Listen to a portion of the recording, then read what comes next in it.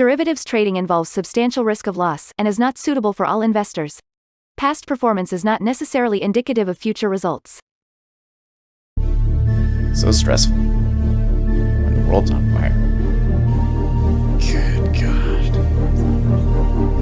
I can't look at this, guys. Like, my strategy is you buy it and you hope that you got a good spot. Yeah, but we all think you're crazy. You don't fight this. No way. The markets are freaking out and you don't think that anything is wrong? Come back tomorrow and I'll lose it all. Should be fun. Oh, good morning, everybody. Wrong playlist here. There we go. All right, it is Wednesday the 8th. It's been a fairly quiet week. Wednesdays do tend to be a time where markets are a little bit more active. We still got some auctions. It started pretty tight here. I'd say that the session has been pretty tight so far. But we got to be careful because they've been making the moves early. So they might be like, okay, quick. So that's going into the charts. Let's make our move now. All right, let's go and see what we got going on over here in the markets. So the treasuries have come back a little bit. So, you know, yields have been declining, but yesterday it kind of topped off. Kashkari speaking. He kind of said things both ways, but it looks like the market is kind of, you know, backing off on the rates coming back too much for now. And we do have, let's see here, is it the 10-year auction today? Let me double check here. Yes, the 10-year auction is today, so that's going to be a big deal for us. S&P 500 was pretty constrained yesterday and is moving down in the overnight session.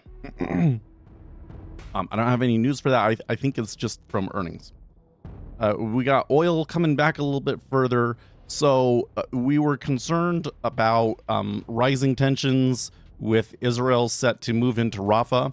But then Israel said, oh, that we're only doing a limited operation to remove terrorist infrastructure around Rafah. So apparently Biden has a quote unquote red line that if they cross, it's like all hell breaks loose or something to that extent. And I think that Israel will eventually move in. I think that they're just delaying the inevitable. But for now, because the operation is limited in scope, that risk premium is coming out of the oil market today.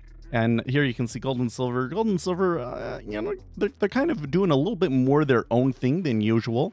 I mean, it is somewhat correlated with the treasuries, but, you know, back and forth, but mostly sideways in gold and silver.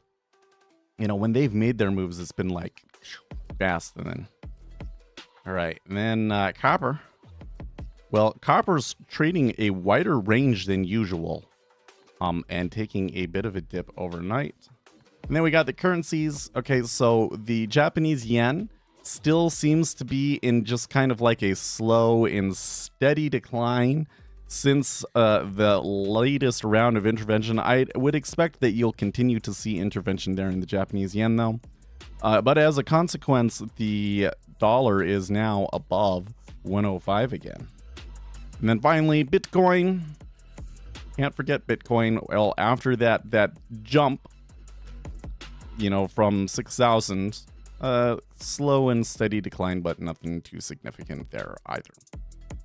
So yes, you look at right here in the treasury, right? Since we've opened, 3-tick range. That's pretty tight, and that is not indicative of good action. Though we do have reason to believe that there could be some stuff. So if I see like a few ticks in one direction, I might be paying attention. Hopefully, if we get a move, I don't miss it. It's 3:29 p.m. where you live? Yeah. So you live in Europe. Well, I have some food here that I didn't finish. A bunch of discussion in Discord overnight. Oh, we gotta make sure that we have our stream on, or our news squawk on. Twitter going. Let's pull up. Where is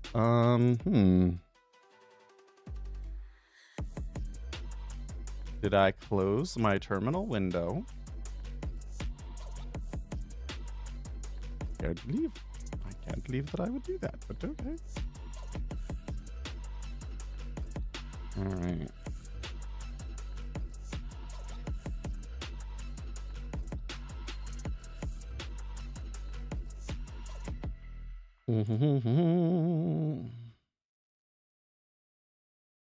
So, oh.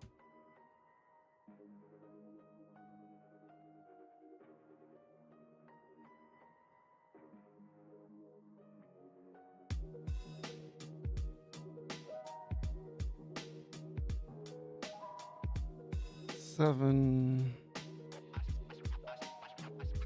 Oh, actually, move that. Move that so that we can then copy the template into today. All right, so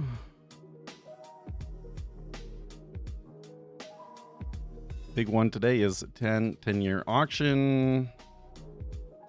More Fed speakers today. Decreased geopolitical risk from Israel. And Wednesday tends to be more busy. So that's basically what we got. So it's still a relatively mild day today. But these are the kinds of situations where we might have something. So if I were to game out, what we normally see in an auction is a little bit of a decline into the auction and then a rise afterwards. But overall, a rise. So I'm going to be on the lookout for a bid in the treasury. And I'm going to be on the lookout for extremely large icebergs. So there may be some places where we can make a tick off of the icebergs. Photo effects, do you remember me? No, I don't. Where'd you get that fish emoji from? That's kind of cool. It's a really happy fish. Very, very happy. Okay, I have a little bit of oatmeal. Wasn't able to finish it before the stream because it was too hot. But it looks like it's cooled down pretty good here, so I'm gonna try and finish that.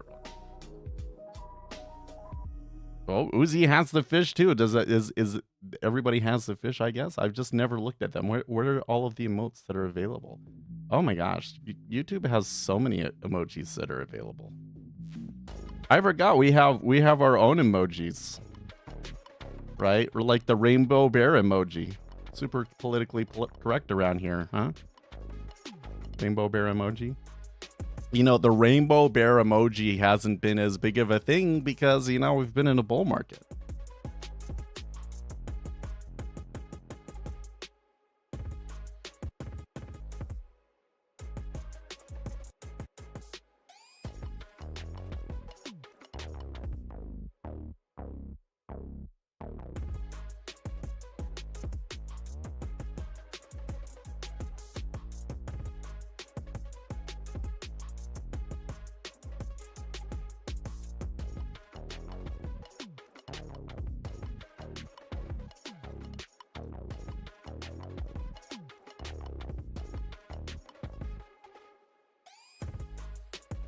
Oh, I forgot. You have to subscribe to the channel for $1 a month to have the rainbow bear emoji.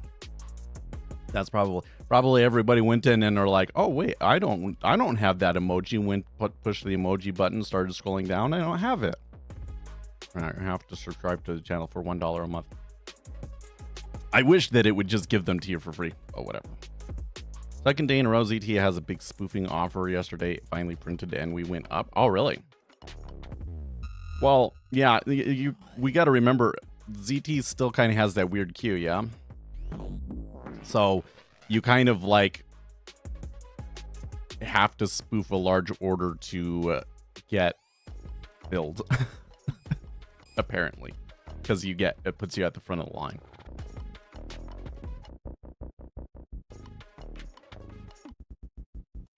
But Liz has been, or sorry, Alligator has been noting in Discord that there definitely appears to be some sort of spread games going on here. So, and so far it's kind of been a flattener, right? So they're selling the 2-year and then they're buying the other ones up. They're trying to be super gentle about it over here too.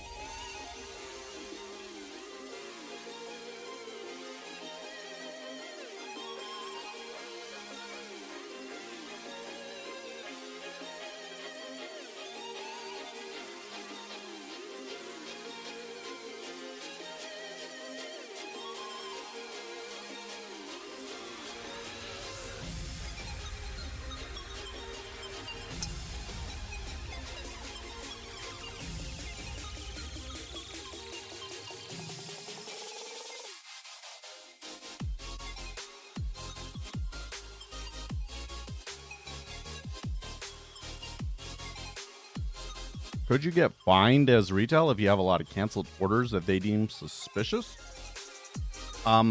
So they have to prosecute you, as I understand it. They have to prosecute you. And so in that case, they kind of, I think it has a little bit more to do with like how you're doing it. So like if you're I have heard some stories that, of people, they made a robot and their robot would cancel orders and move things around, and they cancel enough orders, their broker would be like, oh, stop them. Like it would trip something at their broker and cut them off. But there's these robots that are canceling orders all the time based on the current situation. And as long as it's not like spoofing there to manipulate the market, and how would you show that? But they're canceling them because correlated asset moved and whatnot, right?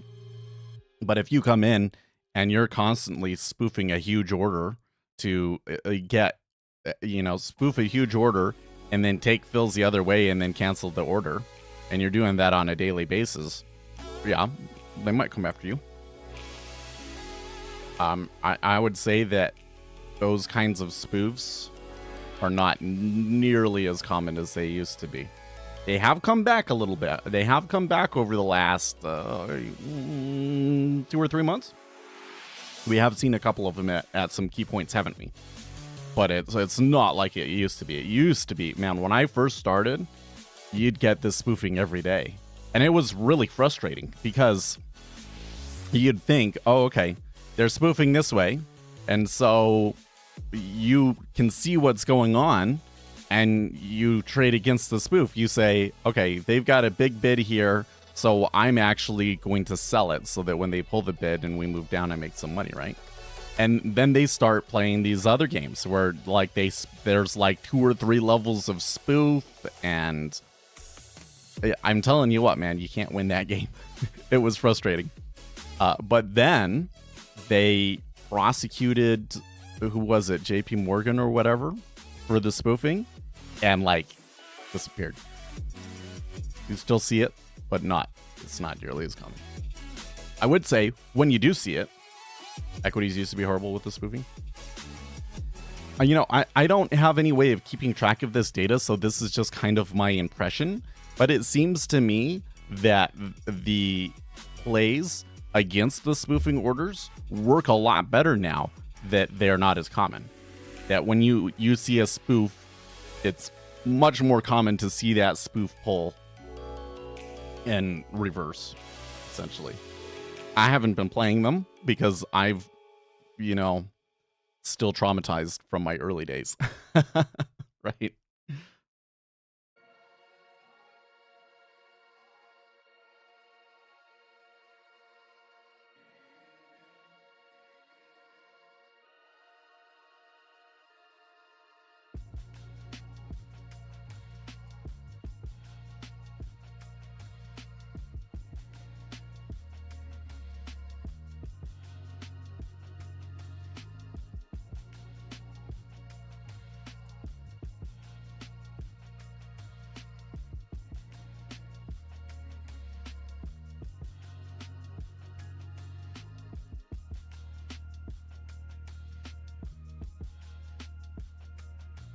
Here's an interesting piece of economic news or information here from Eric Wallerstein, who's probably, as of late, been one of my better sources on Twitter. A lot of people did kind of stop posting on Twitter, though, right? Lending softened as the Fed hiked rates, but weak demand from borrowers likely drove the slowdown more than banks pulling back. C&I loans edged lower as business inventories flattened. Borrowers will likely require more funding as the goods economy finishes licking its wounds.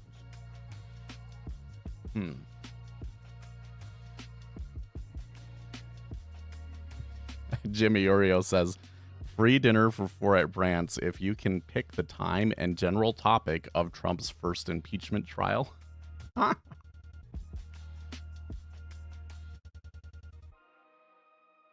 You know what was, there's been a lot of stuff about the court cases and everything lately, right? And it's kind of funny to think back on when they impeached Trump because he was withholding aid from Ukraine, right? Remember the whole thing was they withheld aid from Ukraine because they didn't feel that Ukraine was doing enough to investigate corruption related to Joe Biden. And so that's what they impeached him for. But right now, Joe Biden is withholding aid from Israel. So, like, is withholding aid itself the impeachable offense? Or, like, is is it withholding aid for political purposes? Is kind of like the whole, I'm thinking back on that one. And it really was like, what happens is the Democrats think, they have something and they don't care how big of a Hail Mary it is or whatever, they would just go for it. And then once the ball went rolling, like everybody just kind of piled in, the news piled in, and then like it would amount to nothing. But like the public doesn't seem to like, doesn't seem to follow along. Like to me, it's like, well, that impeachment was stupid. But the public still kind of remembers, oh, he was impeached. He must have done something wrong. Or, it's kind of weird to me. But now you got these court cases. There was this thing yesterday with Stormy Daniels. She got on the stand and the defense was very upset that the prosecution didn't, restrain her more because she was saying a lot of things that weren't really relevant to the case, but were very negative for Donald Trump. And so that's considered prejudicial, and they wanted to have a mistrial for it, right? They were very upset that they didn't get a mistrial over it. But I'm kind of thinking, to be honest with you, that the judge may have been doing them a favor because I don't think that the prosecution on the thing that is actually at issue here, that it was a political contribution. The prosecution hasn't made a very good case. So it would be better for Donald Trump that he just get acquitted, right? Than have a mistrial. So it's like all this kind of funny stuff going on, and then meanwhile, Biden is withholding aid from Israel. Like that whole thing is, man, I tell you what, I just think the Biden administration is making a huge tactical blunder here. Because if the Biden administration had been, okay, there was an attempted genocide against you, you should absolutely do everything necessary to protect yourselves. And yes, there are going to be a lot of civilian casualties, but that's the way that Hamas operates, and the deaths are on Hamas, and there's nothing else we can do. The worst thing that we could have happen is allow that situation to continue to go on so that more Israelis and more Palestinians are killed again 10 years from now, right? But instead, Biden is pursuing this kind of, we want to get some sort of a deal at any cost. And that includes like telling Hamas to accept one deal that Israel hasn't signed off on at all, and then try and present that as, oh, we made a deal, and hope that there's enough momentum that it forces Israel into accepting it. That sort of a thing. And or saying, well, you can't go into Rafah. Like, that's our red line. If the Biden administration had been full support of Israel, no matter what, it would be over already. It would be over already, and this wouldn't be dogging the Biden administration anymore. But because of what they're doing is just drawing it out. I wonder if this gets drawn out until after the election. Like, it may be for Israel, wait until Donald Trump gets elected and then finish the job. You know, the whole thing, they have more information than I do, but just sitting here looking at this, I'm kind of like, this just doesn't seem to be going very well for you. You know?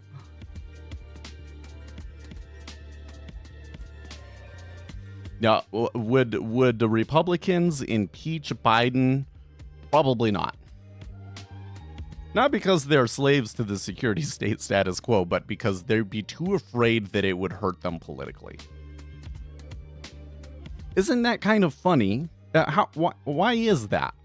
If Democrats impeach somebody, it happens and it goes by, and I don't think it really hurts them.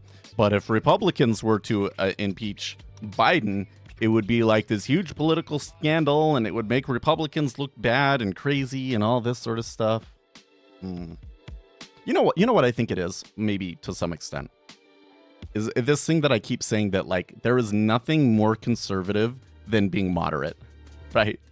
And so if conservatives are doing something that allows themselves to be painted as extremists, it hurts them more because we expect the conservatives to be well behaved. We expect that kind of crazy behavior from the liberals, and so we give them a pass, but not from the conservatives because conservatives are supposed to be moderate. You know? Yeah, if it managed to get through the House, it'd be defeated in the Senate anyways, yeah. Unless it was something that was like super clearly, you know, I do think that there are things that Biden has done that you could potentially get an impeachment for if, you know, the right headline and information came out and everything, but I don't see it actually happening.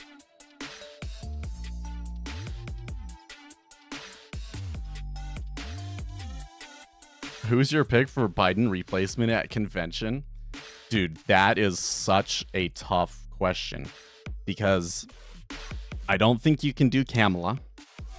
The kind of the leading candidate, mostly because he was the only other person that ran and is trying to run this insurgent campaign against Biden, is RFK.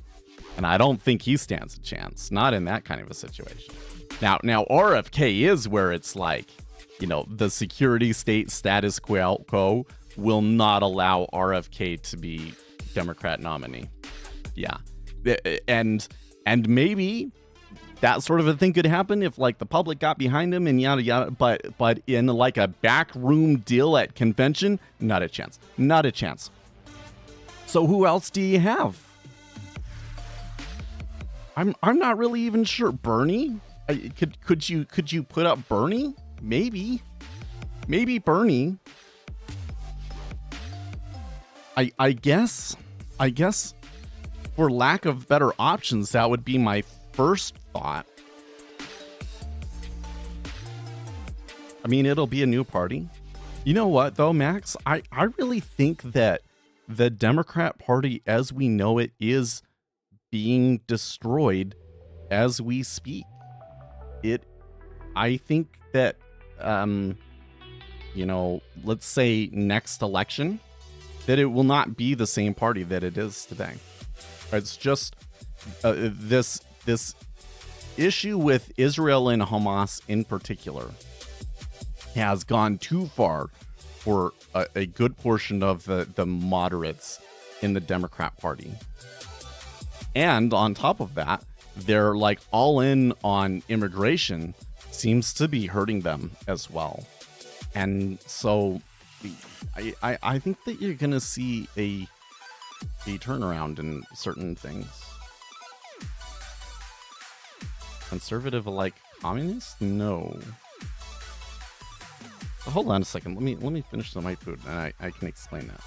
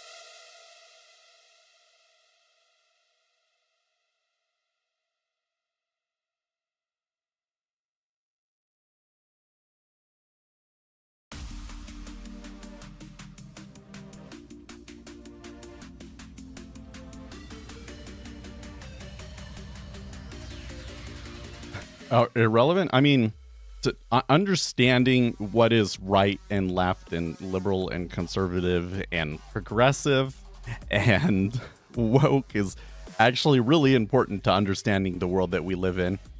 And it matters very much to how politics in the United States goes, and thus things that happen to markets.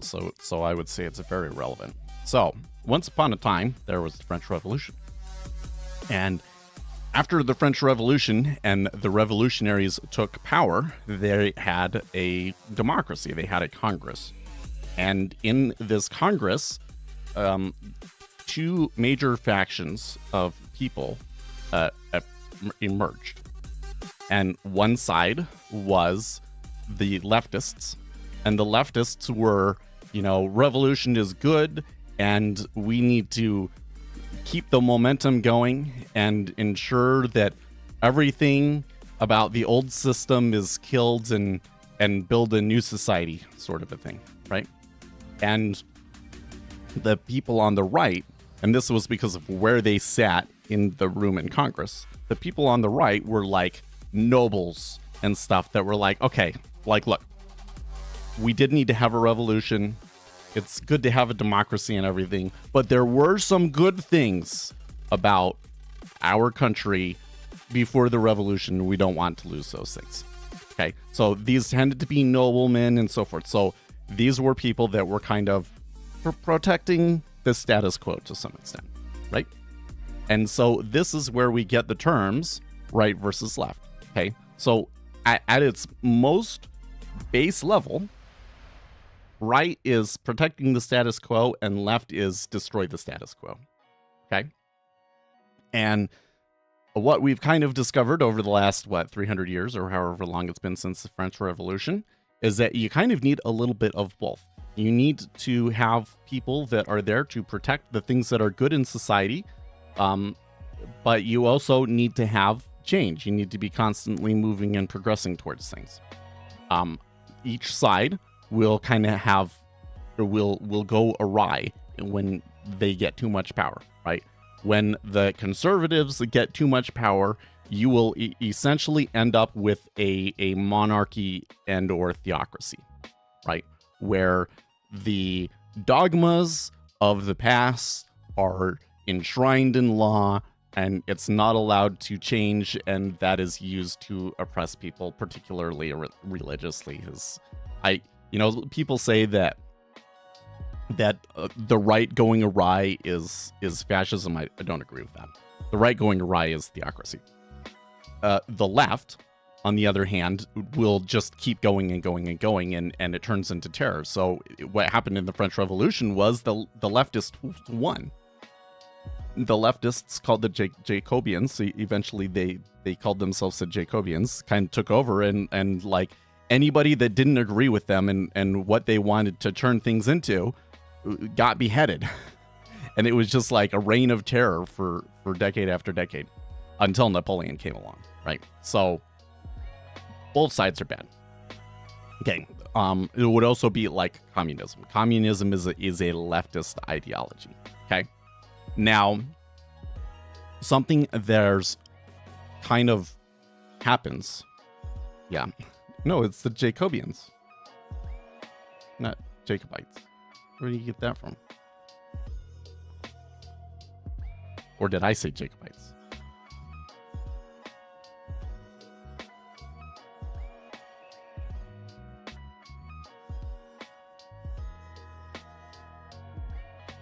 Oh, okay. All right. Anyways. Okay. Now here's the issue with that right versus left dichotomy. Okay. That was the dichotomy, right, in the 1700s, early 1800s. And the issues or the fractures in society today, especially post World War II, are very, very different. Okay. So, in the United States in particular, the real dichotomy, because the reality is that America is very conservative. America is on the right versus left dichotomy. America is more right than practically any other Western country. Western countries as a whole are pretty left, but among the Western countries, America is probably the most right. So that is because everybody in the United States generally likes the United States and thinks that we've done a pretty good job and loves their country. Okay, so that's why we tend to be right. It's like, well, what we've been doing since 1776 has been pretty okay, and we don't want to ruin that. That's why we tend to be fairly conservative. And so the real dichotomy in the United States has more to do with the power of the federal government, right?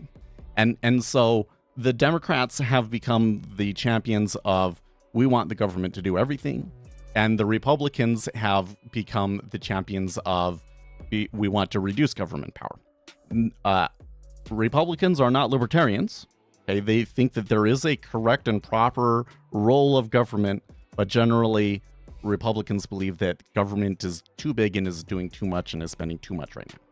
Right? So that's kind of like the dichotomy. So the right versus left thing is not the best, I guess you could say, framework for understanding American politics today, even though it still plays a role, because Republicans tend to be more conservative and Democrats tend to be more leftist, or I would say progressive. Okay.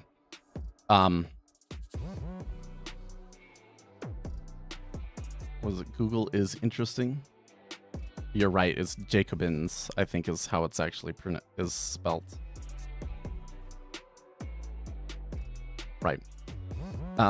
Anyways, there's also kind of this other thing, which is like a preference for local government versus national or even international government. Okay.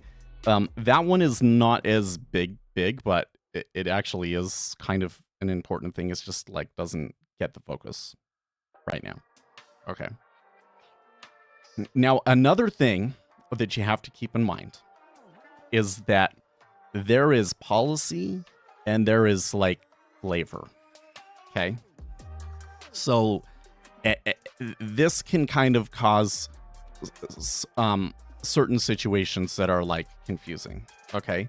Like was Mustache Man and World War II Germany, were they conservative or liberal? Well, they were socialists. They at least they claimed to be socialists, and their thing was essentially like the government ran all business, like all business. Like there was businesses and there was businessmen and people that made money and got rich from it and everything, but they had to do whatever the state told them. You know what that sounds like to me? That sounds like China right now. But do we say that China is fascist? No. But, you know, the thing is that Mustache Man, the flavor of it, the way that he gained power, and the arguments that he used and was all conservative. It was all, hey, the past was really great. We should re-achieve those past great things that we've done. Make Germany great again, or whatever, right? And so people will say, okay, if they're using this conservative argument, then they must be fascist. And if they're using this liberal argument, then they must be communist, right? When the reality is that there's kind of like what you campaign on, and then there's like what your actual policies were. I wouldn't say that Mustache Man's policies were conservative in the least bit, right? But the culture was conservative, yes, right? So that's another thing that you kind of have to keep in mind, right?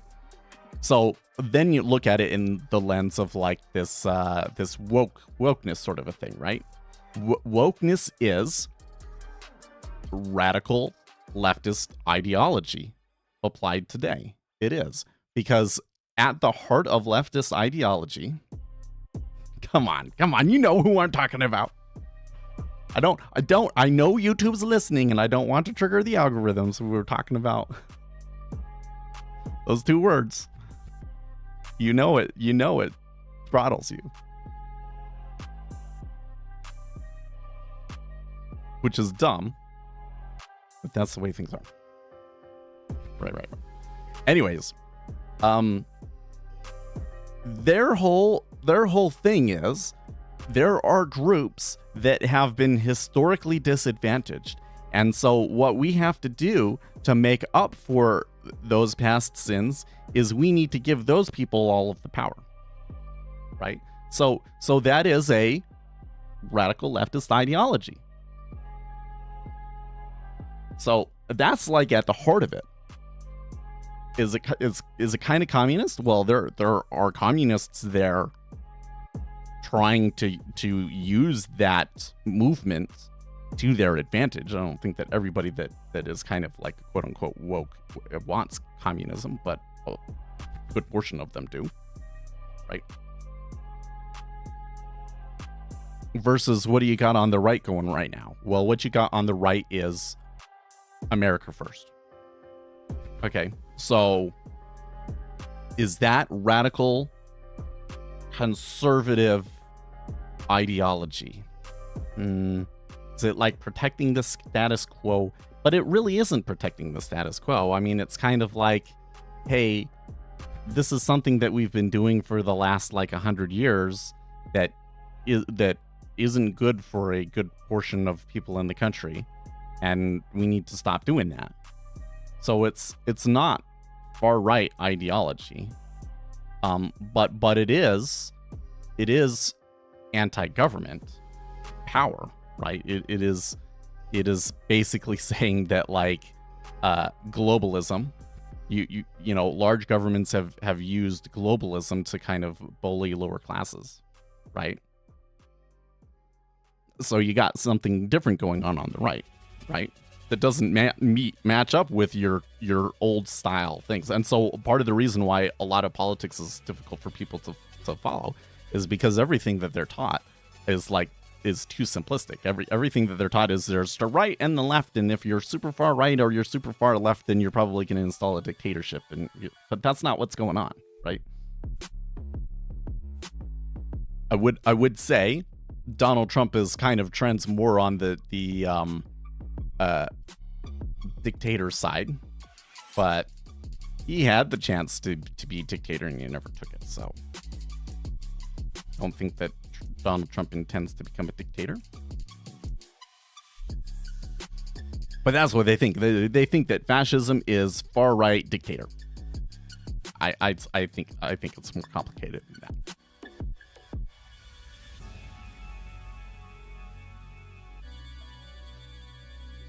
If the aliens invade, perspective changes, right? Yeah. When the, Jesus Christ comes back to rule the earth because he is an interdimensional being, and then it will unite the world for 1,000 years. Yes.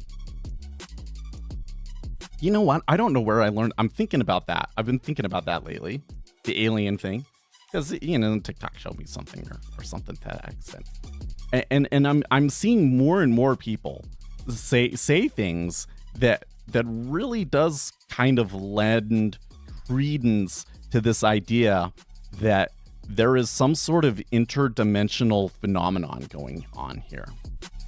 Actually, you know what it was that I think triggered me to be thinking about it in the first place? Was I watched a Veritasium video. And this Veritasium video basically went into black holes and the whole kind of evolution of that. And they kind of pointed out how, like, originally we use polar coordinates and we figured we were able to calculate all of these things about black holes that was useful. But then we're like, there's this, this singularity. There's this point where the graph goes up like this, and that doesn't make any sense. And as they kind of got more sophisticated, they kind of realized that, like, well, if you use a different coordinate system and you look at it from a different direction, then there's not a singularity anymore. To the point that they actually think, some people hypothesize that, like, you can actually fly into a black hole and then fly around inside of the black hole. And there's actually like 3 or 4 different regions of a black hole. And like once you go through a black hole, that opens you up into a completely different coordinate space that could kind of be thought of as like a different dimension, right? But then all of this stuff that they've been saying on the alien front is that actually what you're looking at are interdimensional beings. That these are beings that are actually like all around us all the time, but they're on higher dimensions and they're basically using spacecraft or different things to kind of descend into a different dimension.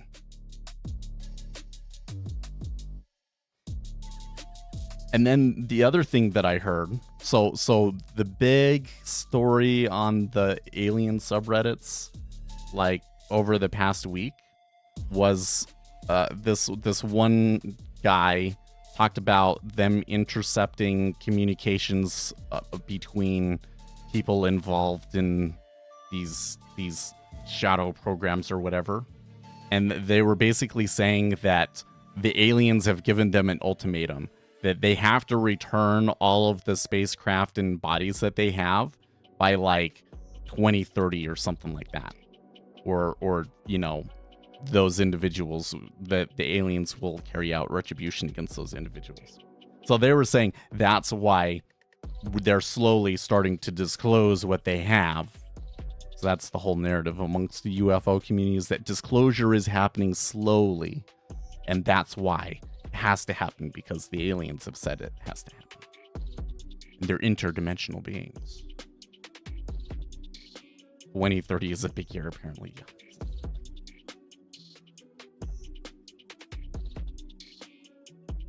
Does it, I think you're right, Jake. It does seem more likely than space travelers that, like, can you really traverse those huge space distances? We don't have any physics to suggest that you can, but that they were always here and just in different dimensions, and so we couldn't see them. That kind of makes sense. And there was a government study that was declassified that basically suggested that there are like creatures in the atmosphere that, like, because of electromagnetism and things like that, there are aerial phenomenon that occur.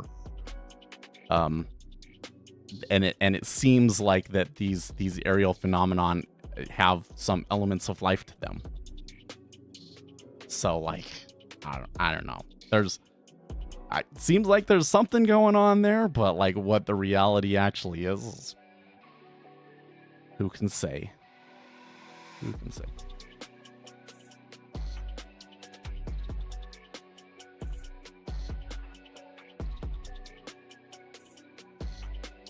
not tardigrades. So yes. So then the reason why I say what I do is because Mormons believe that, the second coming is Jesus Christ comes, saves the Jew from certain calamity, and then rules on the earth for 1,000 years. And I don't know where that came from. I don't think that there's any scripture that says that. And I don't think that it's a widespread Christian belief either. I could be wrong.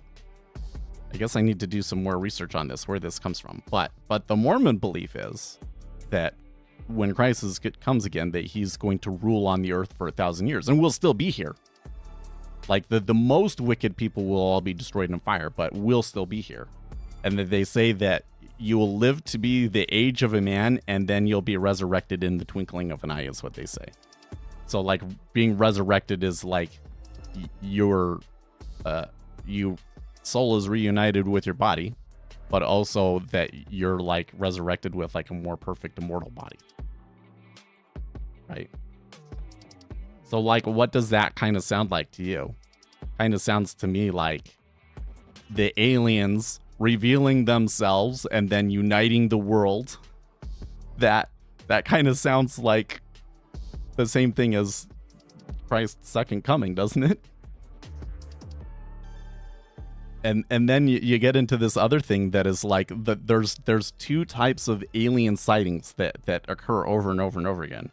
And one is the gray aliens that we all kind of know, popularized. And then the other one is the Nordics. And the Nordics are like these super tall aliens that look like people, but, they have like white hair and stuff like that. And that's exactly how Joseph Smith described God and Jesus Christ in his first vision. So like it matches up with these alien encounters. Like there's this one story of this whole village that like a spaceship landed and these two figures came out and there were these Nordic aliens and they talked to them and whatever and then left. So like maybe God is an alien? I don't know. Kind of weird stuff. Maybe it's all nonsense though. Maybe it's all nonsense. You have to have a big heaping of skepticism because like all of this kind of matches up with like myths and on all of these sorts of things. And so since we don't have any direct evidence of any of these things, if people were to make stuff up, it kind of seems to be in line with what people would make up. And then it can just kind of develop as its own thing,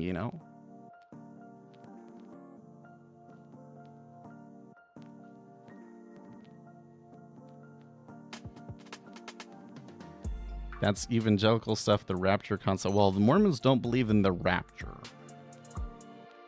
In fact, the rapture is exactly why I say I don't think that the millennium is a universal Christian concept.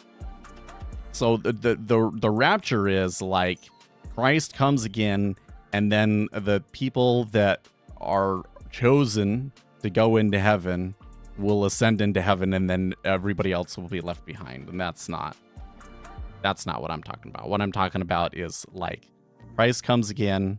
There's a fire that purges the world from all of the most evil people.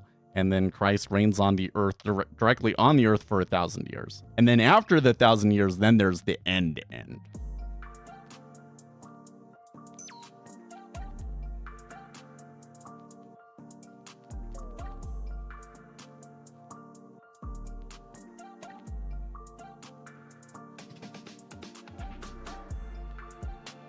Yeah. Because there's a one scripture that talks about. I think that they're probably, in my religion, I think that they're kind of reading too much into that one passage, but I digress. He believes that we're in pre-tribulation times. Well, the Mormons basically believe that we're like in the end days, that it's close. Like they always say that like that you or your grandchildren will see the second coming.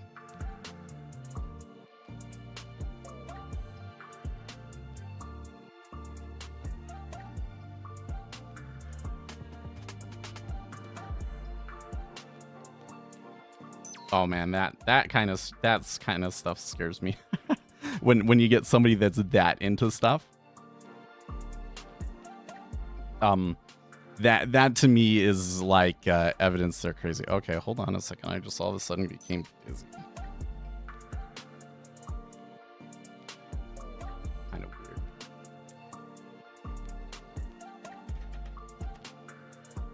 So, I had a pretty heavy workout on Saturday. I didn't realize how heavy it was. And then on Monday, I go and I look at my workout schedule, and it's like super light. And I'm like, wait, why is it so light? And coach said, no, like Saturday was the heavy day. This is a recovery day, so that then you can go heavy again on Wednesday, Thursday, and then do max outs on next Saturday. And I didn't realize that, so I didn't really have myself prepared for it. So like I am in the super compensation stage. Like yesterday, I could feel it. It's like I get depressed is what it is. It's not like I'm like sad, although I guess I will at times feel really frustrated. Like I'm working on something at work, not having a whole lot of success with it. It just kind of seems like dead ends, and it's just like this big mess, and doesn't seem like there's any solution to make it better. And that's really frustrating. And I do at points just feel so frustrated that I can't get myself to really focus, that I want to cry. And then I think about like doing anything is like, seems boring to me, right?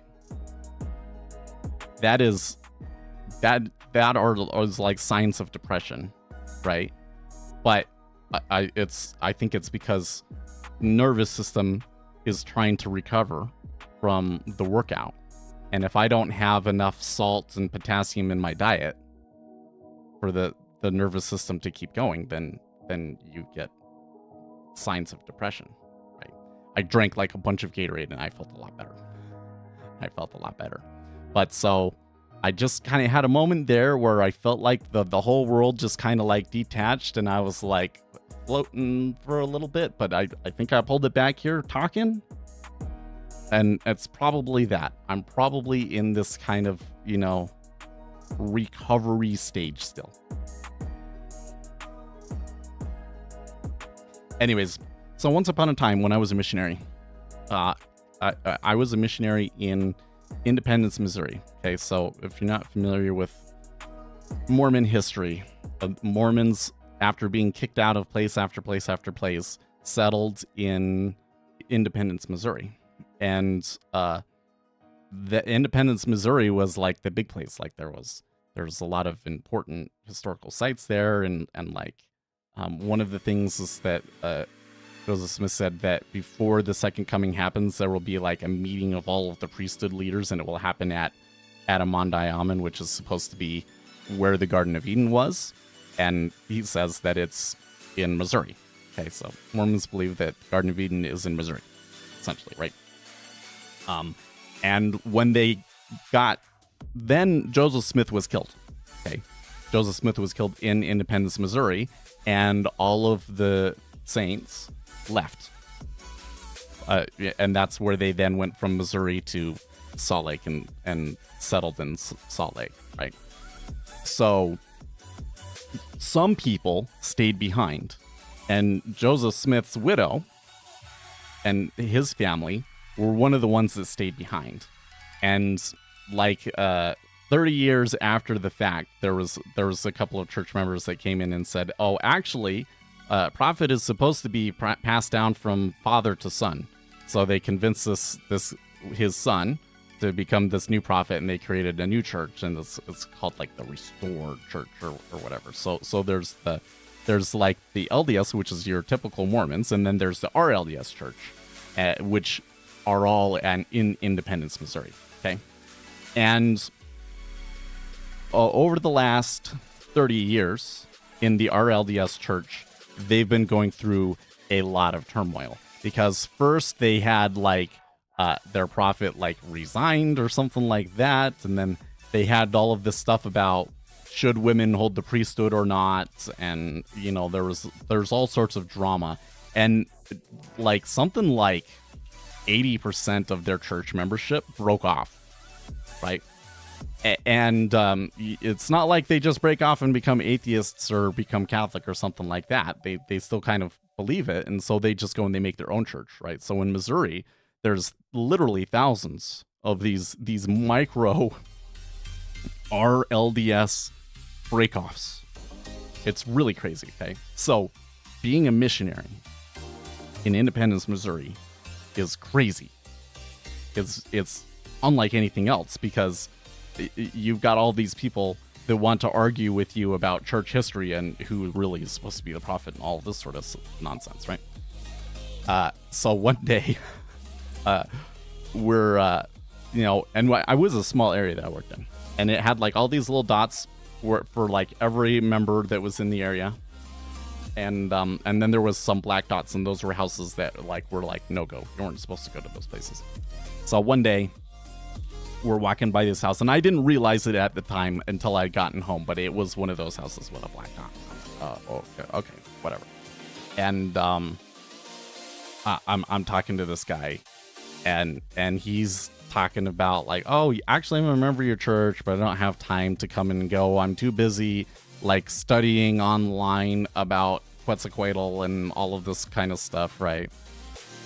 And I'm looking at this, and I'm like, this guy is off his rocker. This guy is absolutely nuts. Okay, and there's lots of weird people. So one person that's really famous in there that I think is kind of crazy is there's supposed to be they were supposed to build a temple there, and they set a cornerstone for this temple. And they didn't build it, and some other third LDS breakoff faction inherited this, and it's called the Temple Lot Church.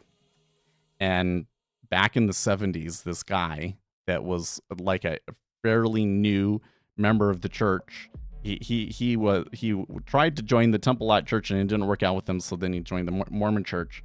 And then after he joined the Mormon Church, he had a psychotic break and went to the Temple Lot Church and doused it in gasoline and lit it on fire. Right? There's crazy people in Missouri. And so I'm talking to this guy, and he's going on about Quetzalcoatl, and there's so much stuff about legends and whatnot for Quetzalcoatl. And I'm kind of sitting here how do you know any of this stuff is actually is there actually historical documents where you read this? Or are you just reading things that other people made up based on that legend, and you're building legend on top of legend on, and you spend so much time doing that, you can't come to church? This is just, and I, at that point, was I don't want to talk to people. If they're not they're interested in investigating and taking lessons, then I don't want to waste my time. I want to be efficient. But my companion at the time, he was not to that point. He'd try and give everybody benefit of the doubt and try and talk to them as long as he could. Part of that is because as a missionary, you're out there, you find people to teach and baptize, and that's your full-time job. And you're supposed to work as hard as you can, but sometimes you just don't have, it's not going very well. So if you've had some success, and I had success in that area at that time, then you're kind of well, we don't have time for this. I've got this thing, and I don't want to spend time here because I could be spending time with this person that's actually interested. Yeah, right. But if you're in the scarcity mindset where nobody wants to talk to you, then anybody that will say anything to you, you try and push it as far as you could, right? So this guy is. So my companion's no, I'm going to push this guy. I'm going to challenge him to come back to church and this and that. It can't really be that you're spending too much time online studying these things to go to church. And the guy is well, there's another thing. And I'm sure that if I apologized, they would probably let me come back and everything. But I was really mad at the Temple Lot Church. And so I doused it in fire and lit it on fire. So it was that guy. That's who I was talking to. Once my companion figured that out, he was oh, okay, we need to go. We need to it was a big deal because the LDS church like rebuilt their chapel for them and all of this stuff. Like it's, oh man, it was so wild that I was like, that's the guy that burned down the temple. Like, you're talking to him, he's crazy, right? So anytime I'm online and I see these people that get so engrossed in aliens and various legends, like Atlantis is another one of those rabbit holes that people go down. I'm telling you, they're crazy. They're crazy. And that's all I see is like they've lost it. Maybe they're autistic or something, but they've kind of gone down a rabbit hole and lost themselves. And so what Uzi was just saying about one of his friends, that's kind of what that sounds like to me.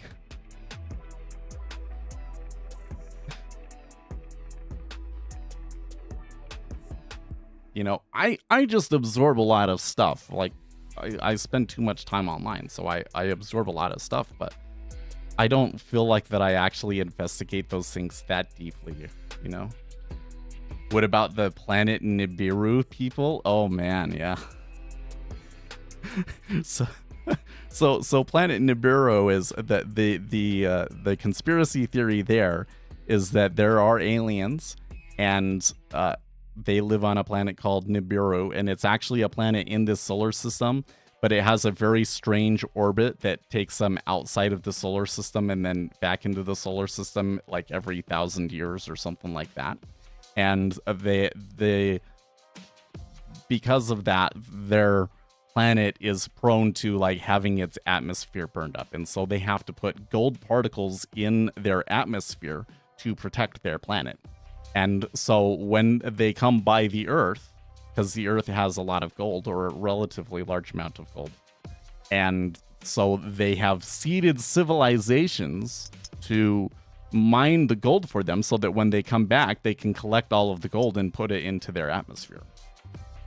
And that's the Nibiru conspiracy. And so, like, this is one of those things with like all of these civilizations have this picture of like a god coming and seeding civilization with like this kind of purse thing.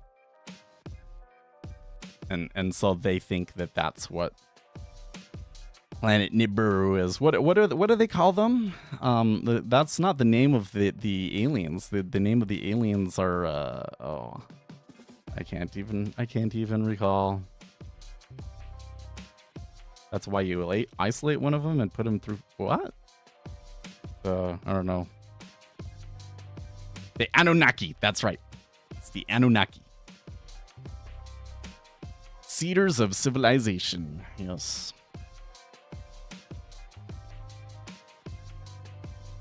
By the way, we've developed a range here in the treasuries, but I'd say it's still pretty tight.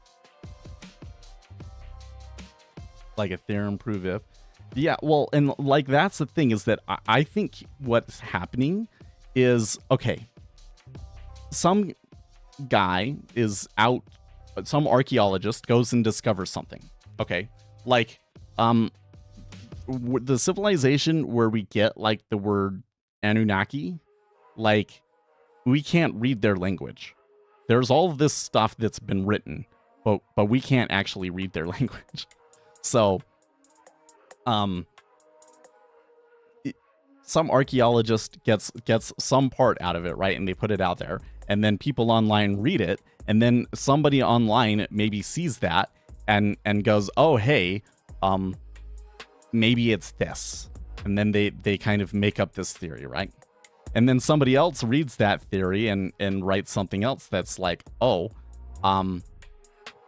they might hallucinate it. They might, like, they heard this story and they read this, and then their brain comes up with some other piece of information that, yeah, it's Sumerian. There's this, there was this other Sumerian text that said this, even though it didn't exist, right? But they hallucinate it, right? And then somebody else online is like, sees all of this and is like, well, I don't think that that's ever a thing. He must have made it up. I guess the game is to make things up. I'm going to make something up. So then they post something, right? Or maybe they post something anonymously on 4chan. So like one of the things that's been more interesting reads recently is like people on 4chan that claim to be read into these special access programs with the aliens, right? And telling everything that they know about the aliens, that the aliens, they live in the ocean, and there's a spaceship there in the ocean that is manufacturing the spaceships and this and that, right? So is it real, or is it somebody just LARPing, right? And so that's what happens is that these people, they get so obsessed over this thing, right, that they literally start hallucinating things and making things up, and the posting goes back and forth and everything, and kind of encourages that to kind of make stuff happen, you know.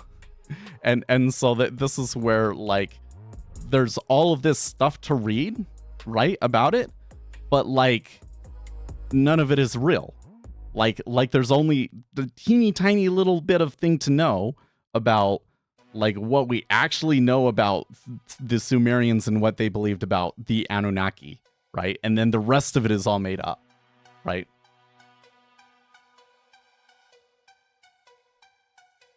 Is it just like large language models, they hallucinate things. We as humans, we hallucinate things. That machine learning part of your brain will think that there was some piece of information or whatever that existed that didn't. I deal with this all the time because I read so much stuff, including like studies and so forth, and then I'll be like, oh, there was a study that was like relevant here, and I say something about it. And then they're like, oh, can you find me the source for that or whatever? And I'm like, oh, yeah, sure. It should be easy to find. And then you go back and search for it and you can't find it. Like this happened to me last night. They were talking about space elevators again. And I remember reading a study where this guy basically said, okay, now that we know what the tensile strength of carbon nanotubes actually is because we've been able to test it in a lab, now I can go and do the math to see if a space elevator is actually feasible. And it turned out that space elevator is not actually feasible, and then people stopped talking about space elevators. But then recently there's been a trend on TikTok and elsewhere that like manufacturing processes for graphene are becoming better, and you're going to start seeing graphene in like everything. And so then people are talking about the space elevators, and I'm like, oh yeah, well the space elevator, it doesn't actually work. They did the calculations, but I can't find the study. So did I hallucinate it? Or is it real? I think that this one's real, but whatever. People think memory is reliable, and it's proven you can show 100 people the same simple action and have 100 different opinions and outcomes and theories on why. Which is in the Matrix. Well, no, it's because it is the frontal part of your brain works very similarly to a large language model. It's a neural network. Well, it's kind of funny. Like, we kind of came up with the idea for computer neural networks from understanding the brain, and like a lot of what we know about how the brain works and how these neural networks works is kind of just like building this network and comparing them and trying to figure out why they actually work. Because I don't think we completely understand why they work.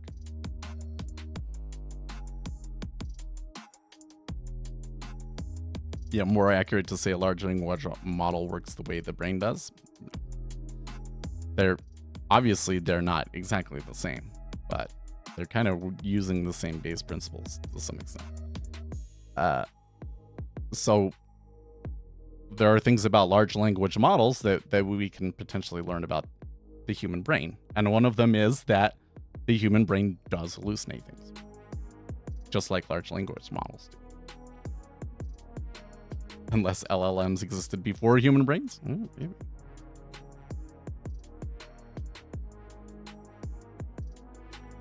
I mean, like the crazy thing about it is, like, when you think about it, a large language model can exist, or a neural network could exist outside of like a biological being, essentially, right? Like that's where you get into some of these things where like certain funguses and everything seem to create structures that act like a neural network.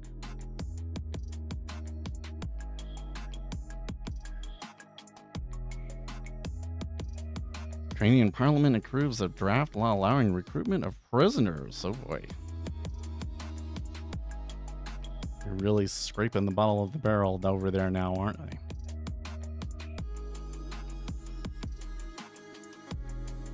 I tell you what, on Monday, the Russians were so noisy.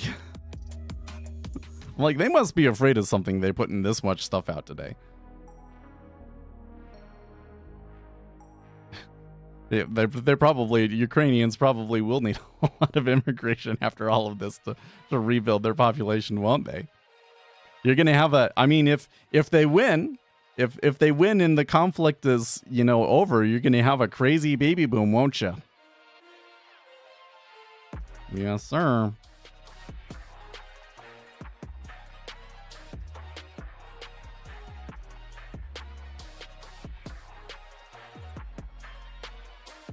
That's the same thing with the Israel thing. Is like, okay, so Putin kind of thought he can just outweight the West. So now that they've kind of given Ukraine more aid, does he think he can still outweight the West? I don't know. Do you think, oh, just wait until Donald Trump is elected and then he'll help me or something? But I don't think that Donald Trump would help him. So I don't know where that goes. Something's happening there, but it's unclear what yet.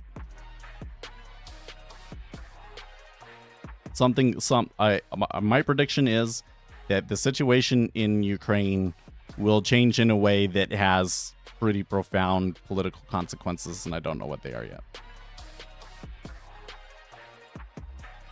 But I can see the gears are turning over there. Stuff is happening.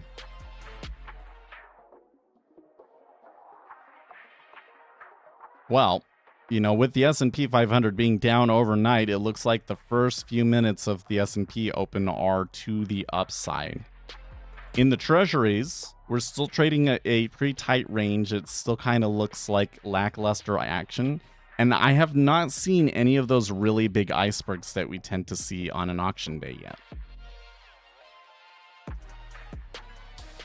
Oh, well, there's definitely plan. Like, there's lots of plans, but obviously not way to know exactly what those plans are. But then there's also kind of like how they play out. I refuse to reconcile how Russia can't just bomb Kiev from the air if they really wanted to. So if Russia just decided to bomb Kiev into oblivion, I think that there's a couple of problems with that. So first of all, one of the big things that's been happening in this war is that Russia has not been able to achieve aerial superiority. That's been kind of like the big story from day one. So that's the first thing, is that they wouldn't be able to just bomb Kiev indiscriminately. They have a lot of defenses that can take out those kinds of planes and stuff like that. So they wouldn't just be able to do it freely. This is the first thing. Yeah. Well, Russia can't achieve aerial superiority over a country begging the world for jets. So they did well with the jets that they had, but then there's also anti-aircraft. They have all sorts of really good hardware from the West to take out planes.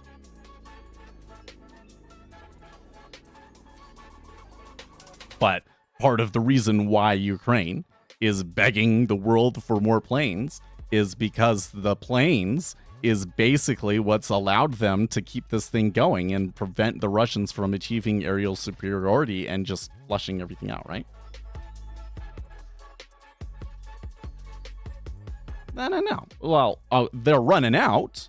They're going to need more. So, like, they're desperate for more because they know that if the current situation were to go on for, like, 6 more months, then Russia perhaps could achieve aerial superiority and they'd be able to do whatever they want. So,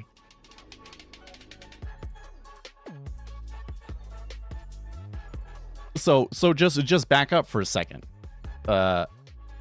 Let's not think about why doesn't Russia just firebomb Kiev? Why doesn't Russia just destroy all of the Ukrainian front lines? Right? Why are they doing all of this stuff where, like, they're throwing drones and gas bombs at each other and all of this trench warfare sort of crazy stuff? Why would that be? If they have planes, can't they just cluster bomb all of the Ukrainian front lines? Well, no, they can't, because they still do not have aerial superiority. Obviously, Ukraine is in a tight spot, and I think the concern is that Russia could gain aerial superiority and that it would be over. But they do not have aerial superiority yet, and that's why it is a meat grinder. And the thing is that now that they're getting, like, F-16s or whatever, like, that's a big problem for Russia. Because then they wouldn't even have aerial superiority, but maybe Ukraine would have aerial superiority over them, and that would be a big problem for them. So that may be why Russia is all of a sudden starting to get really noisy, right? Okay. So that's the first thing, is that it's not practical for them to do so.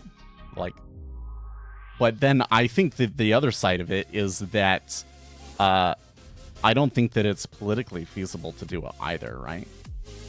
Like, if Russia all of a sudden started firebombing Kiev so that they could just take over the whole country, I think that Western nations would probably step in and get involved at that point, and it would become a wider conflict, right?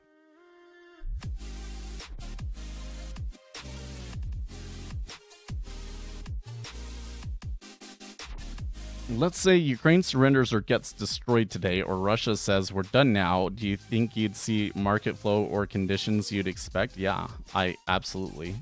I think that you would see a lot of risk premium come out of oil.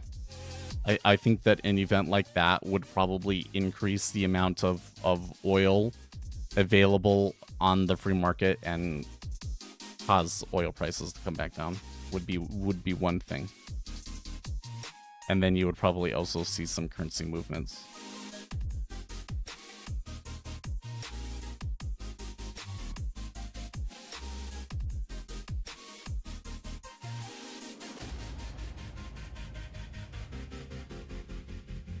But I think there is also something to, like, originally Russia did try to invade Kiev. Like, they were heading to Kiev, and it was a complete and utter disaster.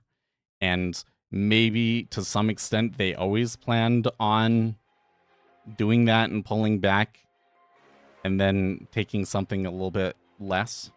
You know, you always kind of overshoot, just like when you're in a negotiation.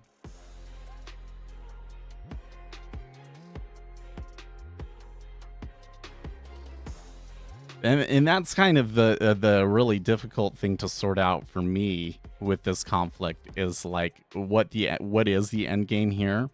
Because can Ukraine push the Russians back in and recover all of the territory that Russians have attacked? I'm not sure that they can.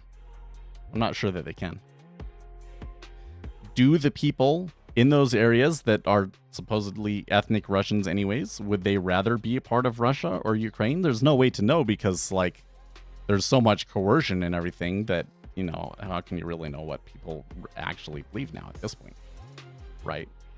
But that is kind of a key question to ask, as to, like, is it even worth fighting over those territories, right? Like for access to the sea, that's important for Ukraine to fight for. But for land that is inhabited by people that would maybe rather not be in Ukraine, I don't know. And so then could you negotiate a ceasefire where Russia gets certain land?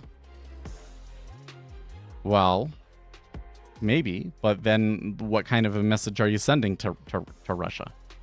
Okay. Go back, rearm, and in another generation, they can take another section of Ukraine. Like, you know? So, I don't know what's going to happen there.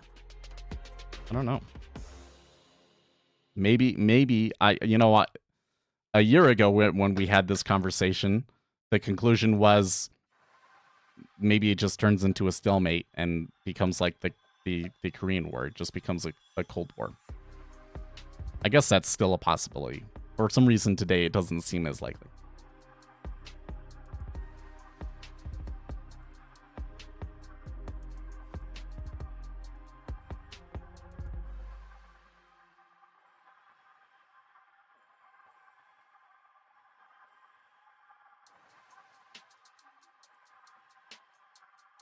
So, I can't see Russia falling as a country. They might lose some worldwide respect. Well, okay, so the thing with that is that Russia does a pretty good job of manipulating Western media and everything to seem stronger than they really are. So the reality is that today, the Russian economy is like smaller than the economy of Mexico. So, what they're doing with this meat grinder in Ukraine, I mean, yeah, they may in the end, I don't think they'll take over Ukraine, but maybe they win those areas, and then we would consider perhaps that the Russians won the war because they got the breakaway oblasts that they wanted or something, you know? Okay. But in the long run, I still say it's a loss for Russia because the damage that they've done to their country is just immeasurable. Like, they were already on the road to how are they going to keep things going? The next generation, there's not enough engineers to even keep the infrastructure running. Well, now they definitely don't have enough.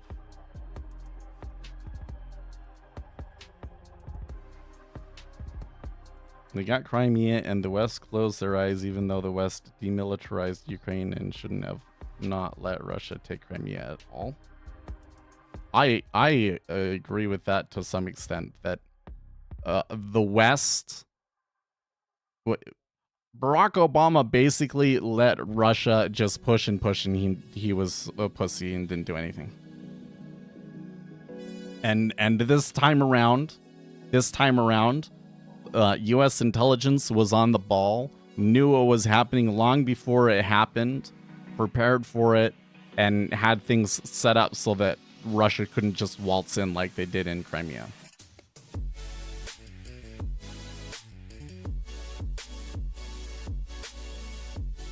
Why did they even start this war in 2022? Well, yeah, it doesn't make any sense, does it?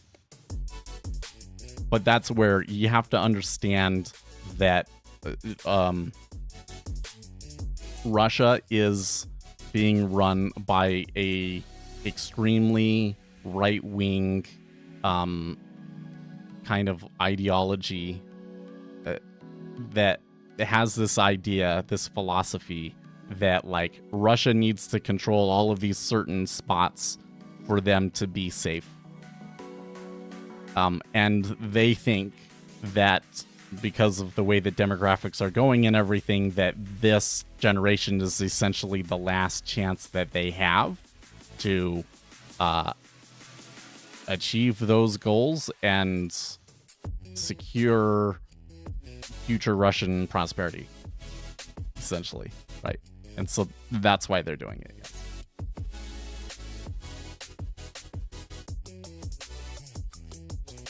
Putin has kind of fostered this crazy right-wing ideology over there. Yeah, and then on top of that, the military probably did overestimate their capabilities, yes. And underestimated the Ukrainians. They thought that they would be able to just waltz into Kiev and that everybody would lay down their arms, and then the Ukrainians fought really, really hard and beat them back. So then they pulled back. Maybe they always intended on doing that, but they pulled back and then. But it is still, and I mean, this all kind of comes back to like when it happened. Do you guys remember talking about this before it happened? Where it was like, well, we're getting headlines that like Russia is going to invade Ukraine and everything, and that just seems like a really stupid idea. I can't believe that would actually happen, and nobody thought that it would happen because, you know, we get headlines like that all the time, and the big thing never happens, right? And then he moved in, and we're just like, what? This is so crazy.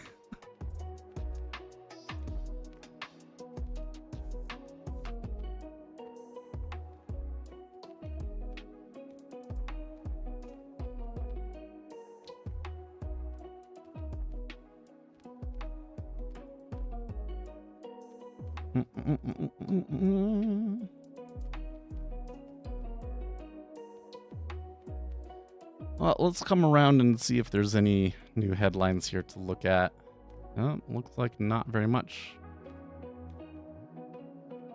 Denver sets up host migrants in your home hotline. Good luck with that.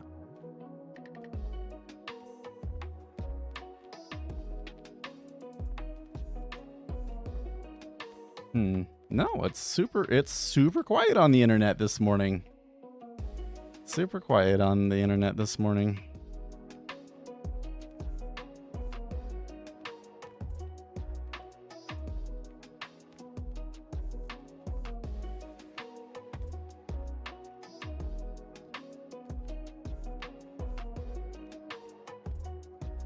What? New York Times pitch bot, a worm ate part of RFK Jr.'s brain. Hear why that's bad news for Joe Biden? Okay. I don't think I'm going to read that story. That's just too... Your headline is too weird for me to take it seriously.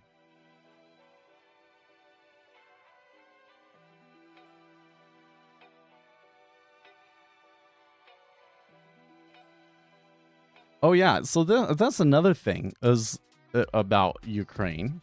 Is there was a story that there was like a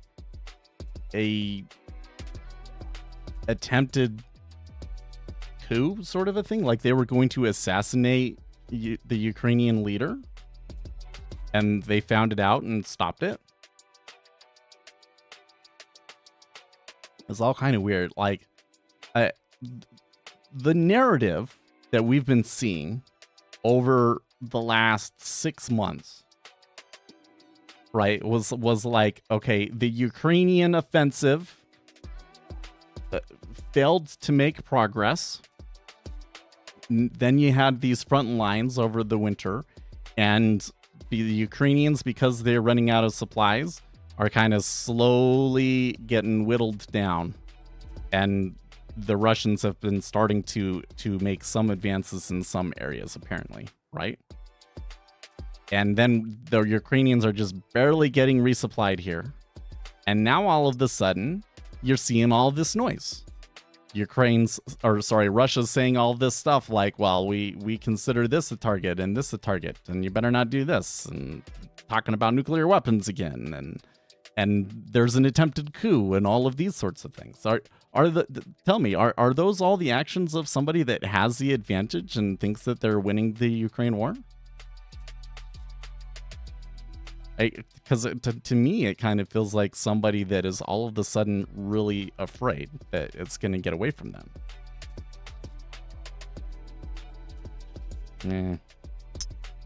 Kind of weird.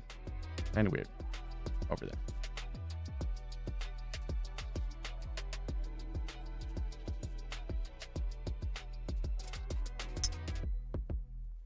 Zelensky should get the kind of, but what is that? I don't know what that. I'm not familiar with who that is or what that's referring to. Because he's corrupt, stealing money while young families are dying in this war. Well, let me tell you something, Verax. In some parts of the world, that aren't like the United States. Corruption is a common thing. And nothing really gets done without greasing the wheels a little bit. Leaders do not have all power like we think that they do. They are beholden to the groups and powers and interests that got them into power in the first place. Because if those interests don't get what they want, then they'll turn around and they'll just go and support somebody else. So you are going to see whoever would be in power in Ukraine, it would be involved in a level of corruption, yes.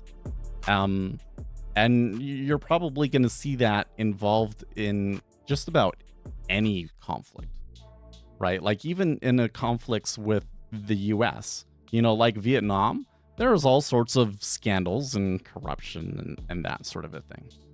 So what's happening is Russia is taking something that basically happens in every conflict and is really just kind of the ongoing situation in that part of the world.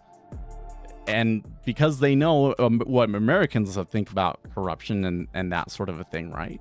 They're using that as propaganda to try and reduce the support for Ukraine among the West, right?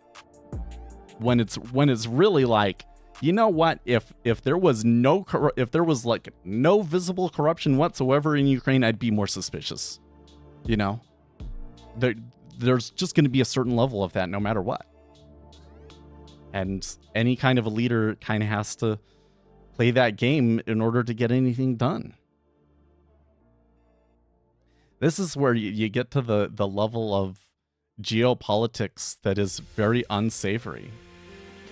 It's just like this thing in Israel where it's like, in order to defeat Hamas, because of the way that Hamas embeds itself within the civilian population, there's a lot of collateral damage that happens to try and root Hamas out. In the long run, I think you'd argue that, dealing with it now will save more people in the long run, because there's just going to be generations of this war going on if you don't deal with it now. And you have an opportunity to deal with it now, right? But that's still collateral damage and lives lost, and that's unsavory for everybody watching it. Do you actually have the stomach to go through with it? And very often we don't. It's the trolley problem, right?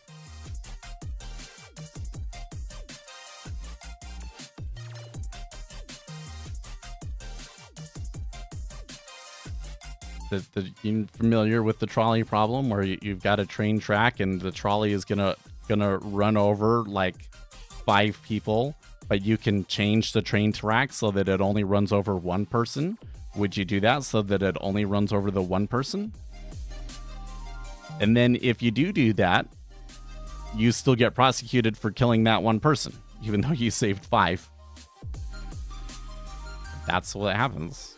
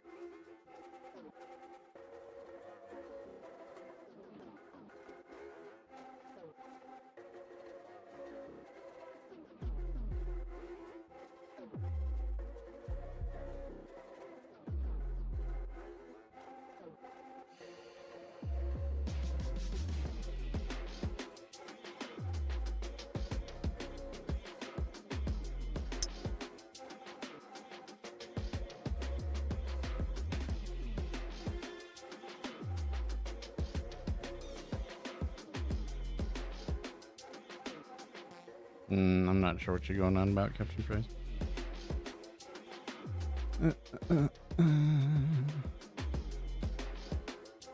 Oh, yes. So now it's time to... Apparently, the naming bracket for the Utah hockey team is going to start tomorrow. I'm excited.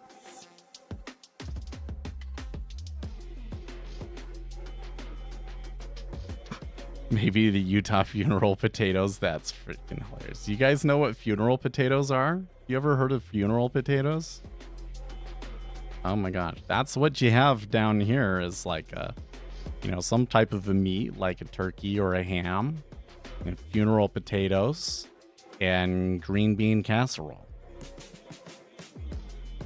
That is the traditional meal in Utah.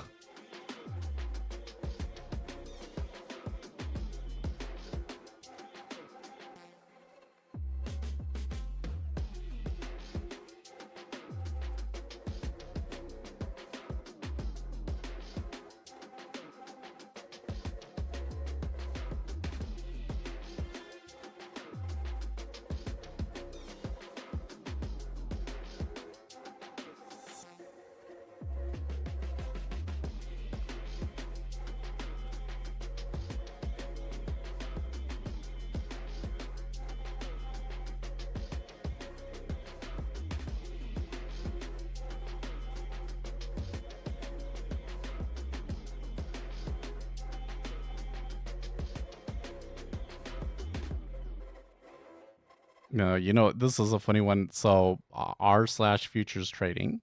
Any recommendations for Discord? And it's like, okay, don't look at the Discord in the sidebar. Whatever.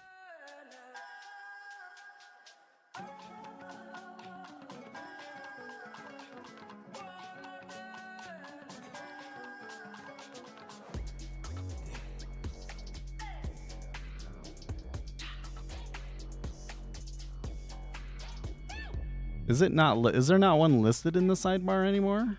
No, there is.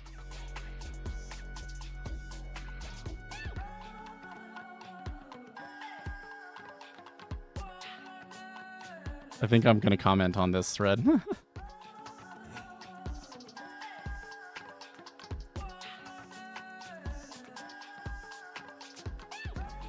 Yeah. I don't see anybody mentioning it.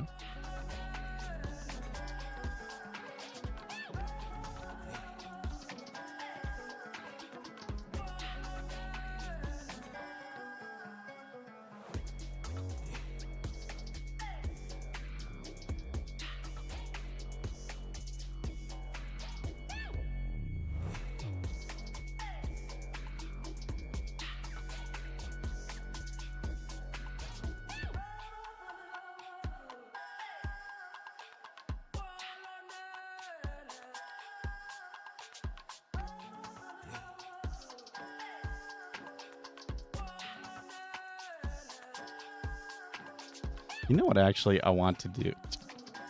I got into a watch binge last night. You want to see what I found about watches yesterday? So my recent watch binge was, let's find watches with tritium in them. Yeah. Okay, so I found these guys, ball watches. English? Oh, their website's way better on desktop than it is on mobile. I tell you that much.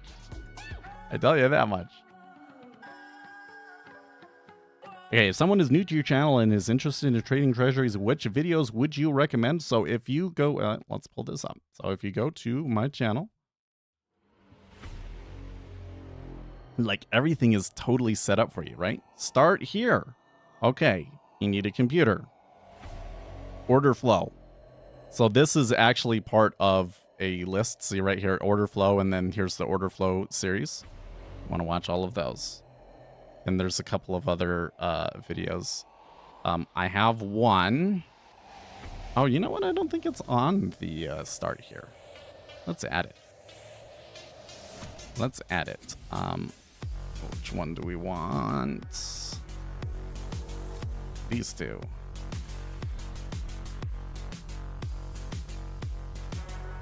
I'll add this one to... Oh, it is in start here. That one's in start here. Is this one in start here?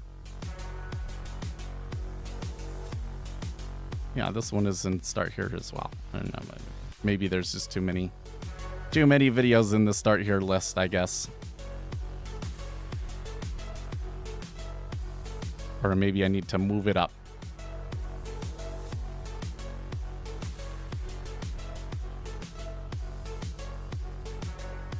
Oh, there you go. 5 reasons to trade micro treasury yield futures. So that's a good video.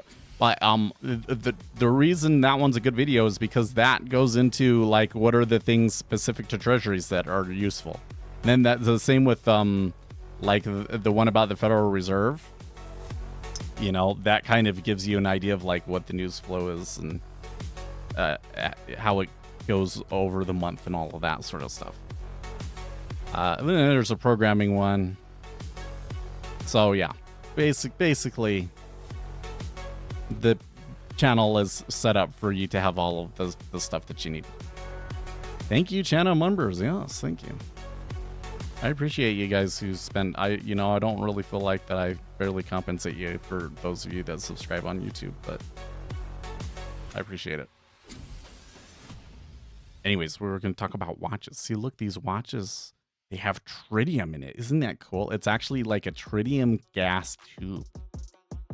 It glows in the dark. That's why like the 12 looks like that.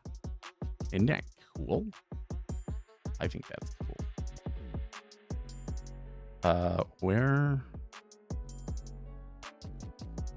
is the collections? There we go.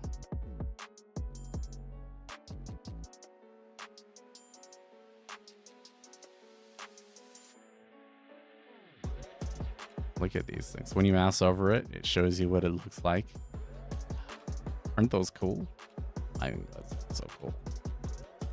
And some of them are pretty wild. Actually, these ones, this Engineer 3 is actually not that crazy.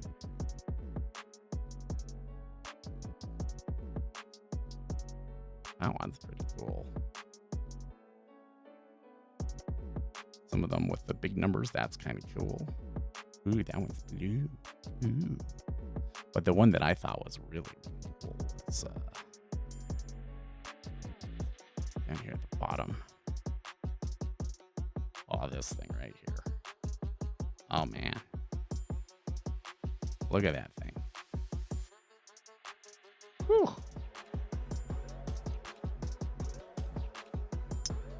Vanta Black watches? Is that a thing? Vanta Black watch. Oh, it is a thing.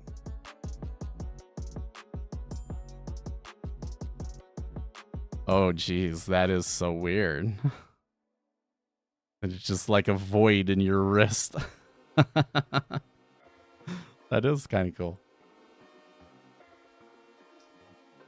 This one, I think this is the coolest watch I've found. I think this is the coolest watch I've found, to be honest. But it's like $3,000, I think. Where does it show you?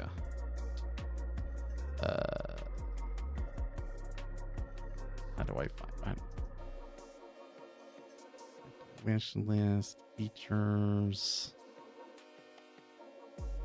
On the mobile site, there's a show the price, and I think this one is like $3,000.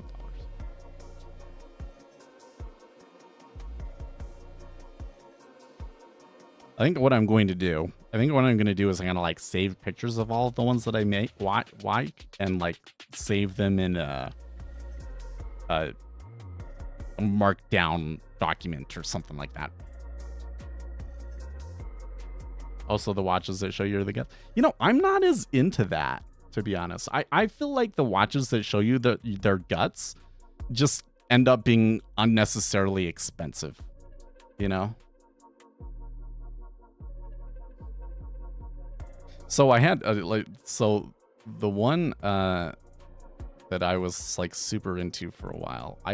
I just like these overly complicated ones. That's another thing, which is probably like dowdy. I think that like when they're actually on your wrist, they don't look at that great. This one right here. Oh my gosh. I think that watch is just so cool looking. The silver with the black dial. Oh my gosh. Looks so cool, right? Then I was at the department store and they had one and I put it on and I was like, oh, this looks like awful. This looks terrible. Because if you get into the product details here, you know, it's a 46 millimeter case. So it's too big. This one, where were we? This one right here.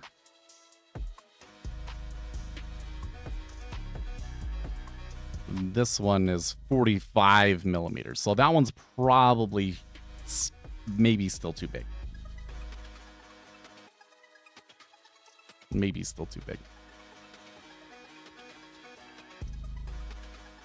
And then I had, let's see here.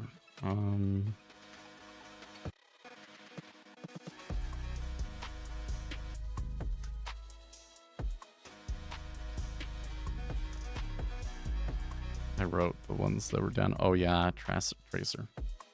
So apparently it's like the same company that makes all of these illuminated watches.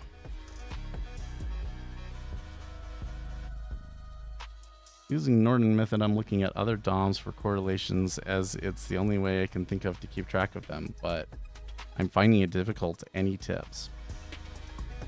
What asset?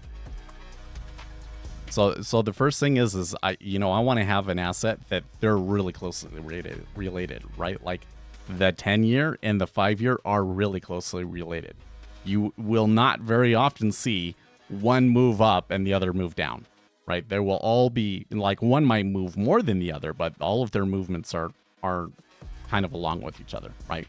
And then I also want a few assets that kind of give me color. Like for me, it's the dollar. Right, dollar gives me a really good idea of what's kind of going on overall out there, right?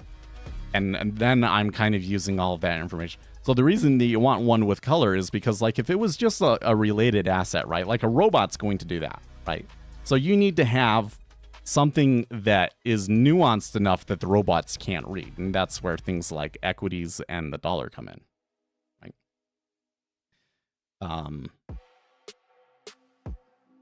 But I just have the DOM up, right? And in Jigsaw, I can just, like, recenter them, right?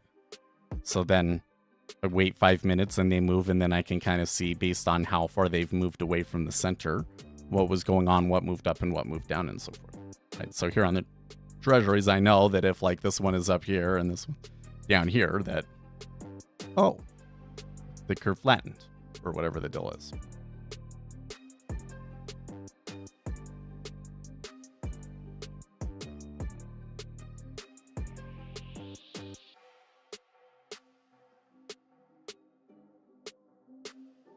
I think on these ones, their outdoor watches are the coolest.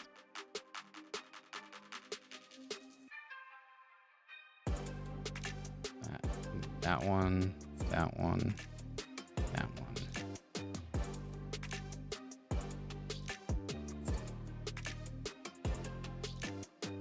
I'm not sure what the difference is between this Pro and this Pro Automatic.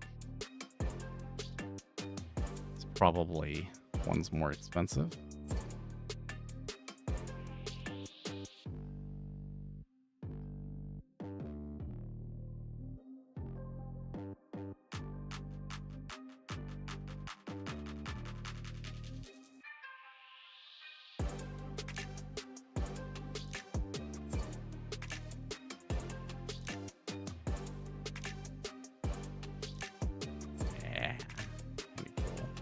This one is, I think, for some reason, that looks cooler in the night bit.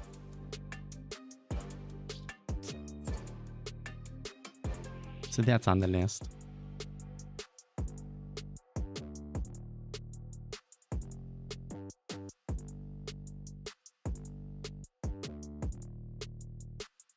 I don't remember what I was getting at with them. By showing you this one. I also like these chronographs, man. I don't like green, though. Blue or black, I guess. This is a black one.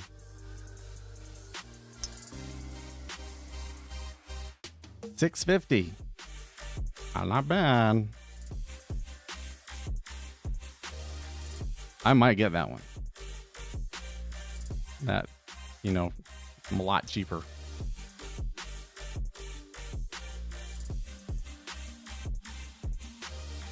We are waiting news 10:30. Well, we do have oil stocks, if that's what you're talking about. Oil inventories. We did have wholesale sales, which was -1 spot 3 versus an expected spot 8. Totally missed that. But market didn't react to it at all in the treasuries, so.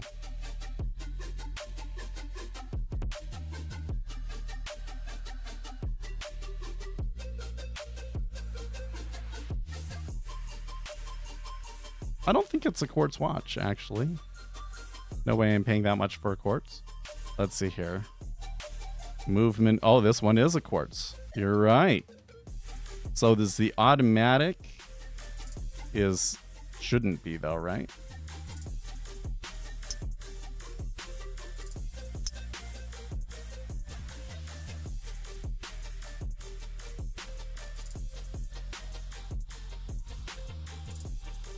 Movement, Swiss made automatic.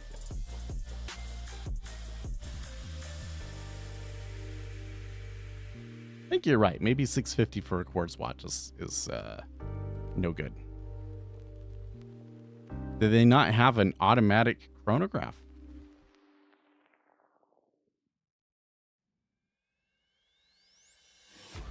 Maybe they don't.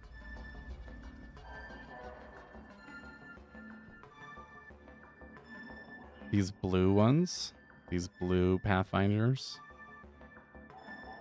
are so cool, I think. I don't know if the lights are as cool, but yeah, the ZN just popped up there, didn't it? So this, I don't know. So when I came in here, I was like, okay, past few days, we have gotten a move. They happened early and I kind of missed them. So I kind of want to keep an eye out for it. We should see stuff for the auction. And then it was really tight and didn't see anything for the first hour. And now we're kind of getting this move up. So, I did want to get a move, but I wanted it to be earlier. And I kind of already give up on it. So I'm a little bit suspicious because of that. It's just this might turn into a good trend that gets up to 109 even, but I'm gonna pass on it. I'm gonna pass on it because I feel that a meaningful move should have already occurred.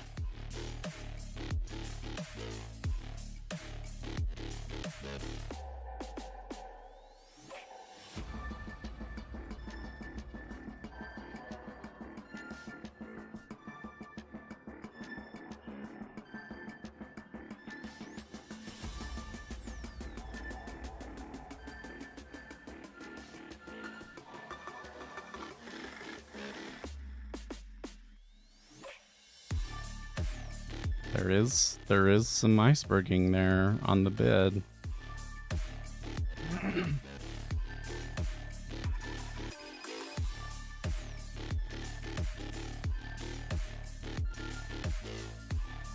Now, another thing I would note. Here's our cost basis. Okay, so for most of the overnight session, it looks like we've kind of been on the lower end of this, right? Now this move to the upside is just crossing across to the buyer's side basis, okay? So that does not necessarily indicate this is a really strong trend, this is going to trend any of that. That is kind of like, this is just kind of par for the course on a mixed day. So that's why that just kind of reinforces I'm a little bit cautious about how far this trend will actually go. But there is some good liquidity. The offers look a little bit weak.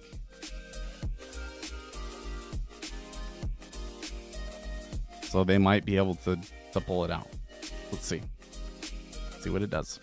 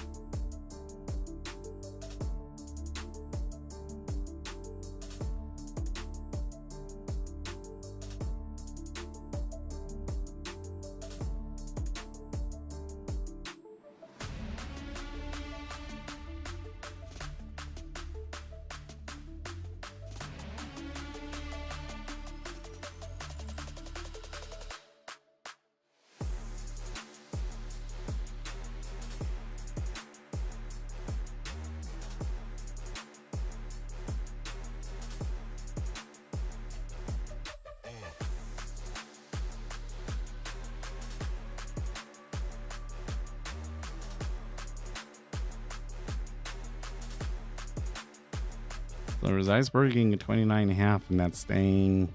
Huh? Or was it 29? Either way, it seems like it's staying bid, so.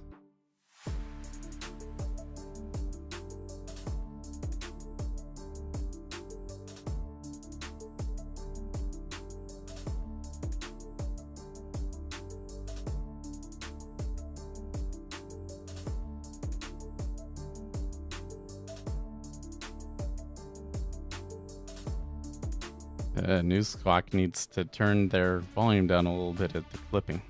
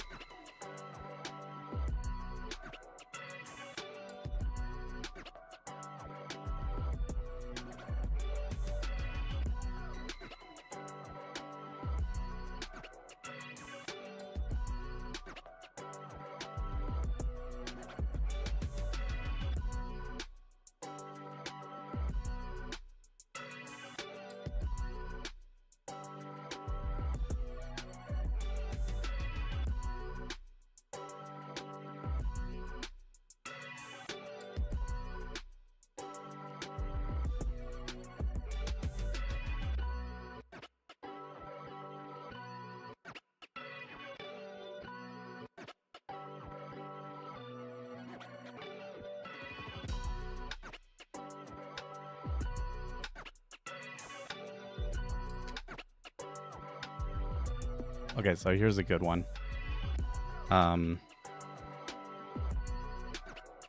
Here's this one. It's got like super tritium, right? And but it kind of looks like a little bit like a what are they called? A Rolex. I don't know, whatever their diver watch is, whatever. I think it's just like a cooler version of the Rolex. This kind of is what it looks like to me. I like that. I'm totally into that.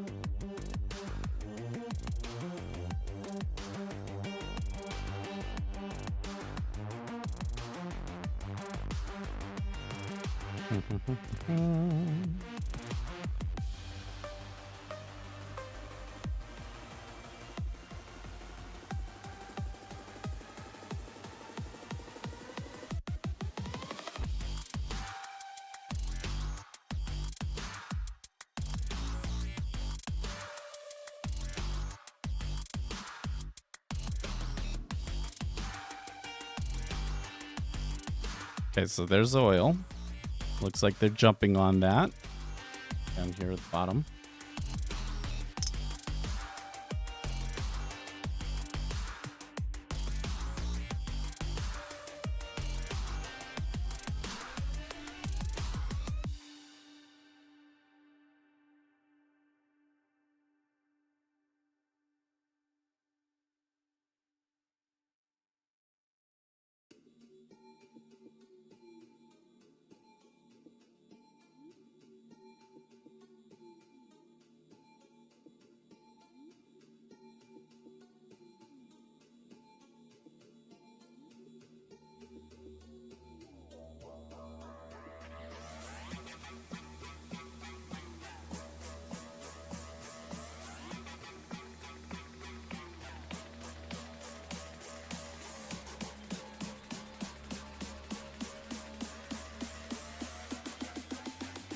Well,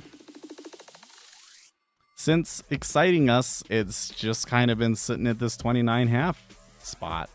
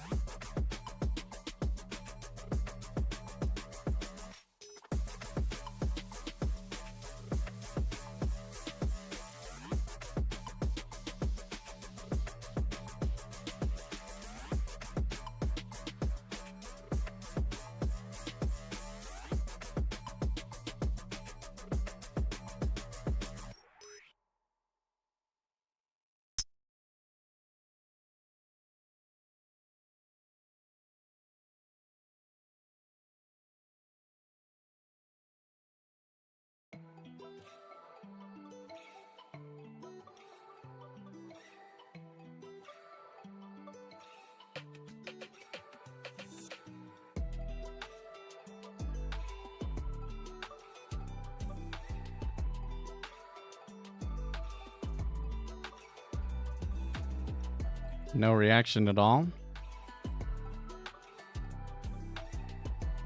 What, to the oil? There was a reaction in oil, but it seems to be dissipating. Treasury is still just there, 29. The treasuries do look slightly pressured to the upside, though.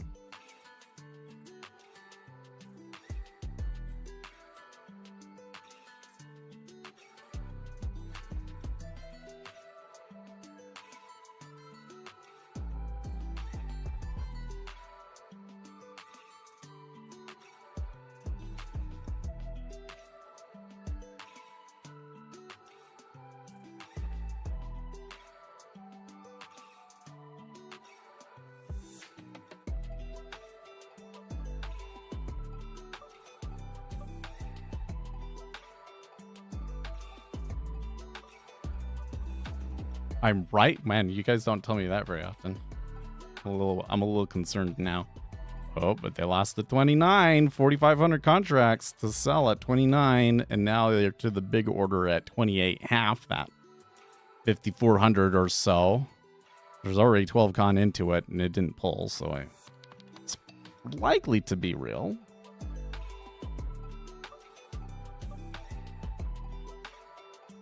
Can you give me $100 for the combine?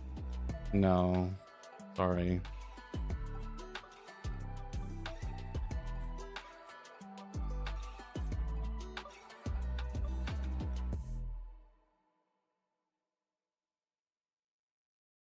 So the next question is on the watch is 40. If 47 was too big, is 44 okay? Or would I be better off going to 35? Because here's a 35. You want to see what I got here? Yeah, I know. What kind of question is that? I know it has nothing to do with trading. Hey, listen, it's a slow day today, all right? Check it out. See, there's this thing. This thing right here. Look at that. Is that not a dope watch? Actually, wait. Let's go back. The black one. Give it the black one, right? Okay, so other than the fact that it's a $11,000 watch and it's cool AF, it is a 46 millimeter watch. This is too big. It's too big. One's too big, so we're gonna put it at the back of the line. So then there's the Cobra 44. Ooh, see, I just like the things watches with lots of numbers and lines on them, right? Lots of numbers and lines. So that's pretty cool. That one's a 44, and then there's this 35 one. But why did they go from 44 to 35? Isn't kind of 35 kind of sounds like a girl watch to me. 35 kind of sounds like a girl watch to me. But I mean, I do have a dainty wrist, you know. I'm not going to buy a watch. I just like to catalog it. I have a watch. I never wait, where is it? It's not over here. It's over.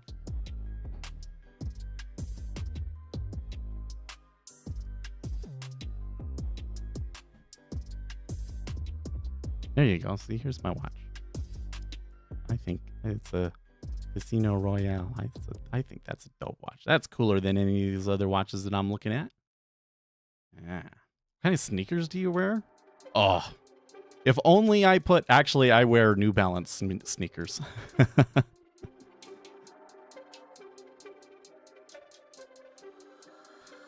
I like to really dig deep and find something that's like of I want everything to be excellent is that's my thing, right? Everything needs to be excellent. So if I'm going to buy like a piece of clothing or whatever, I want it to be excellent clothing. Like you can't just go and get the same brand that everybody else is getting.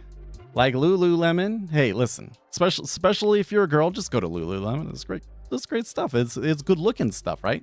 But from the first time that I went to Lululemon, the quality has gone downhill a little bit. So it's not, I can't do Lululemons anymore. They're not excellent anymore. Want to try 990s? Oh, I don't even know what the name of the shoe is. It's the one with like the knit top. Flat shoe and knit top.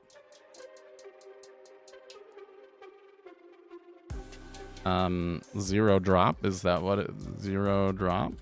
I don't know what they call it. Minimus. Nope, that's not it at all.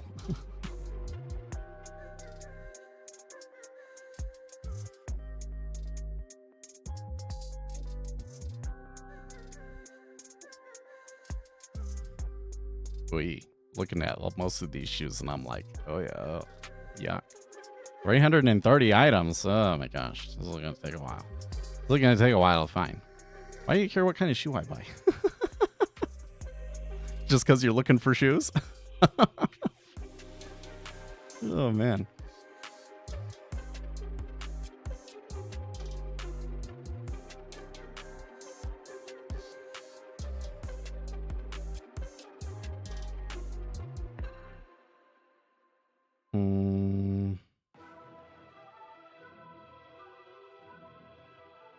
Jeez.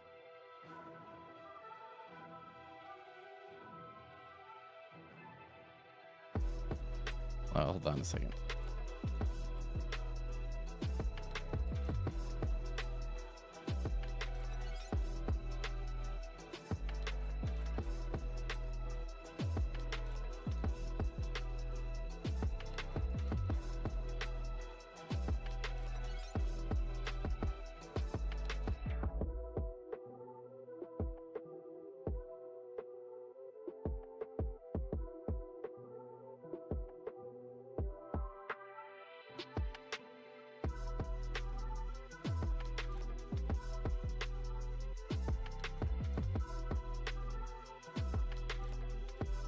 Maybe they don't make it anymore.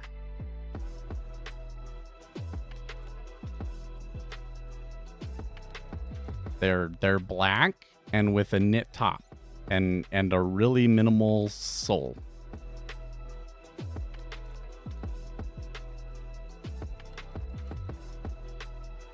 You say I want to try 990s?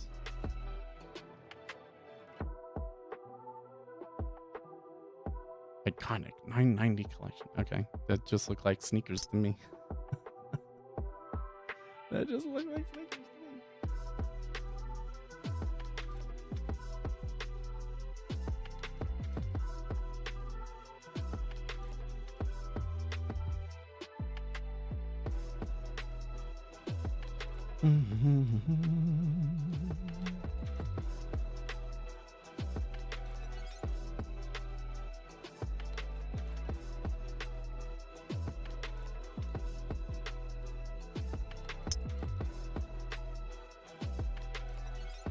Well, I'm kind of giving up. Can't find it.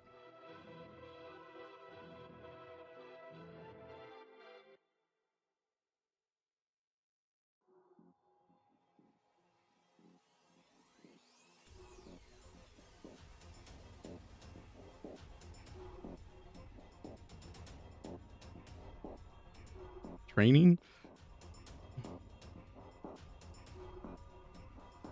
No, man. Running?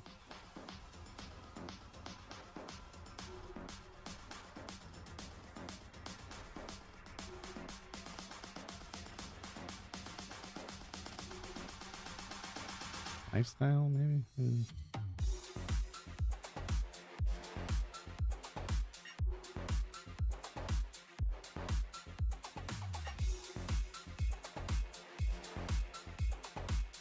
What if I said that Nike didn't design their shoes to work? Well, you're getting into all this. Yeah, barefoot running and that sort of thing. I prefer a shoe that doesn't have drop, that doesn't put your heel up and all that sort of stuff. Unless I'm doing... So we get into a real topic. A real topic, boots. What are the best work boots to buy, right?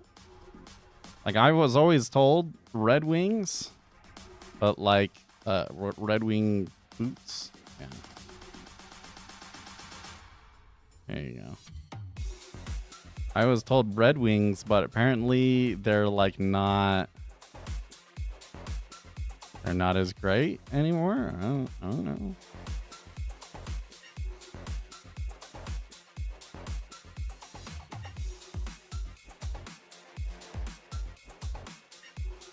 Epic. That's a cool looking boot, huh? I think I'd look respectable coming onto a work site like that. Except for that you have a boa. I don't think that would go well among the working class. No, but I think that shoe is too nice.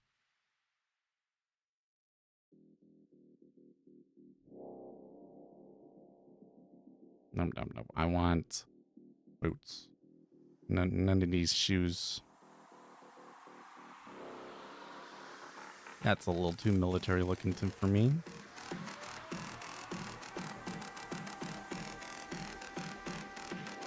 Is this one Apex without the... Okay, there you go.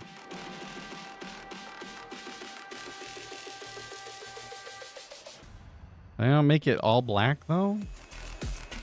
Ooh. Wait, are there different... No.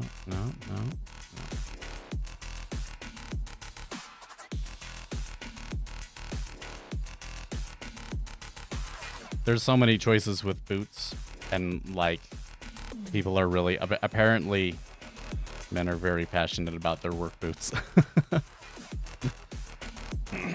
Should be. You spend all day in those. That's probably like the biggest investment you make. Because $230, that's not cheap for something like that. Not cheap for something like that.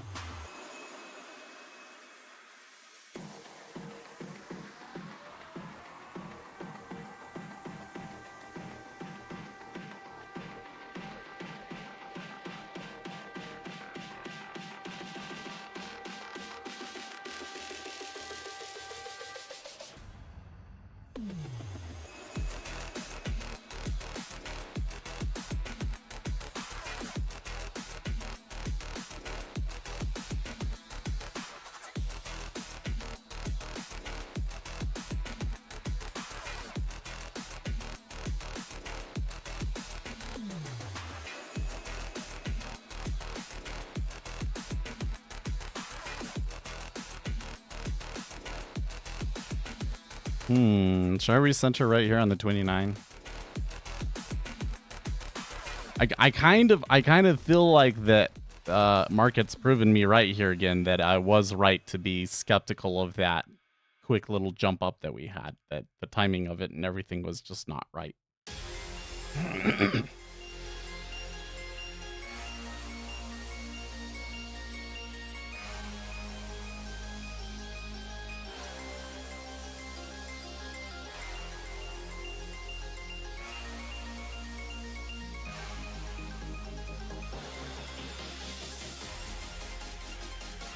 I just come in here. I'm gonna make a new note.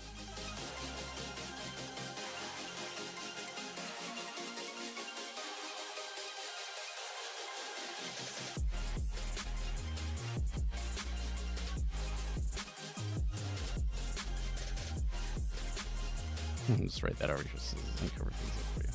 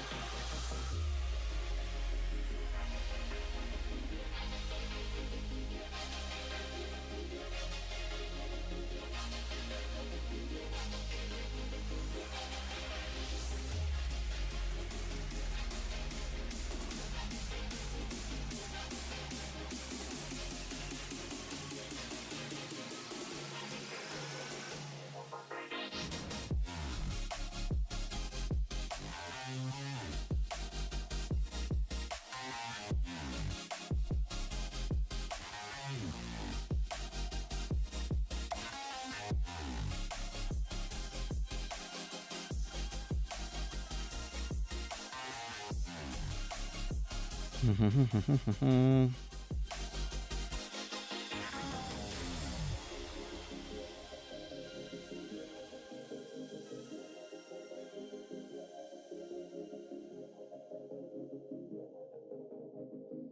tell you what, man, if they're not able to get really good activity here in the treasuries today, then that really does mean that it's just a slow week, huh?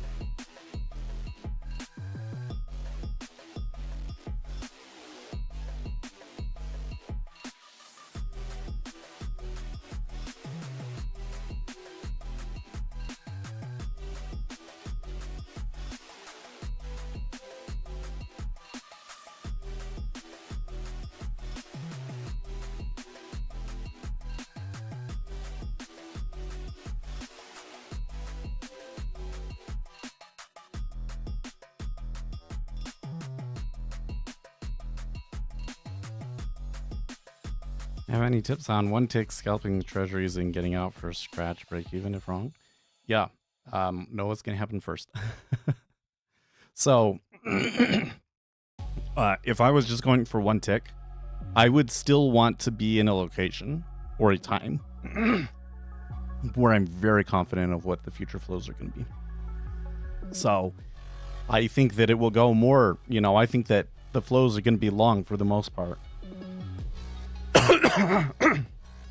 Excuse me. I'm getting to the point in the day where my throat starts to try and clear itself out.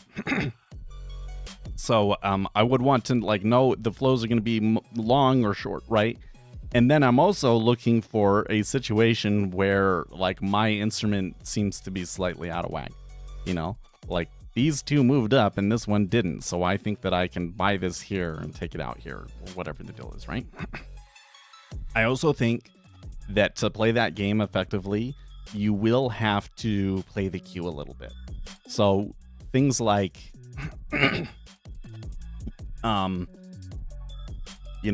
if we're going long, I would rather buy at 28.5. If I can get filled at 28.5, should be easy for me to get out at 29, right?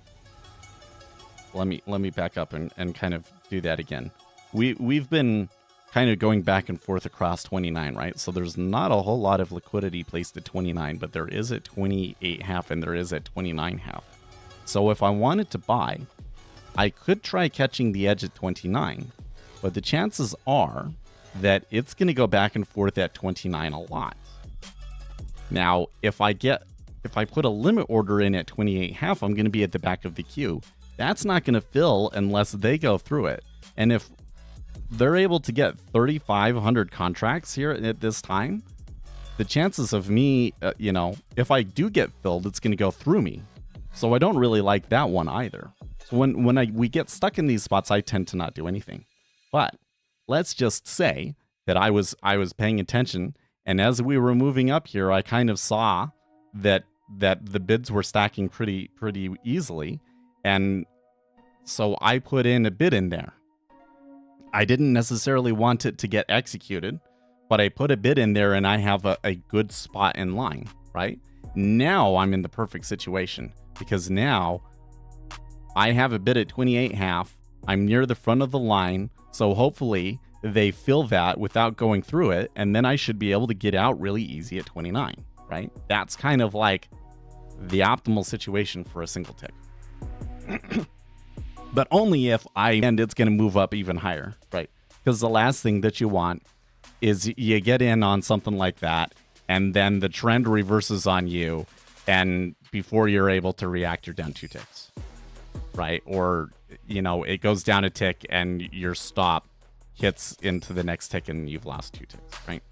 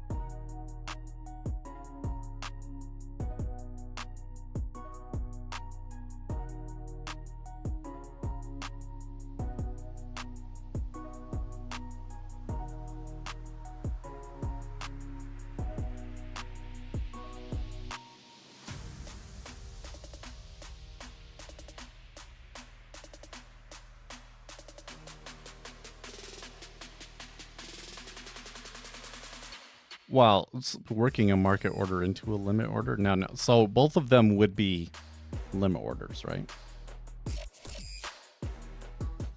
So the only time I would do the market order is when the flows are really imbalanced and you can see that there's just no market sells coming in. It's all market buys. You think that they're gonna rip through that. Because here's the thing. Okay. I could try and catch the edge at 29, right? There's only 500 orders there. So if I buy into it, what are the chances that 29 goes bid? Pretty good. But then are you going to get the fill on the other side? There's 4,500 contracts in front of you. I don't think any of those are going to pull, right? So if I want to buy, it would be way better if I had a good spot in line at 28.5. I get filled there, and then I know that, the chances of me getting my offer filled at 29 is super high, right? Today was a bad auction. Well, the auction hasn't happened yet. You might see something where like it's really, really quiet until the auction, and then you get pretty major moves after that.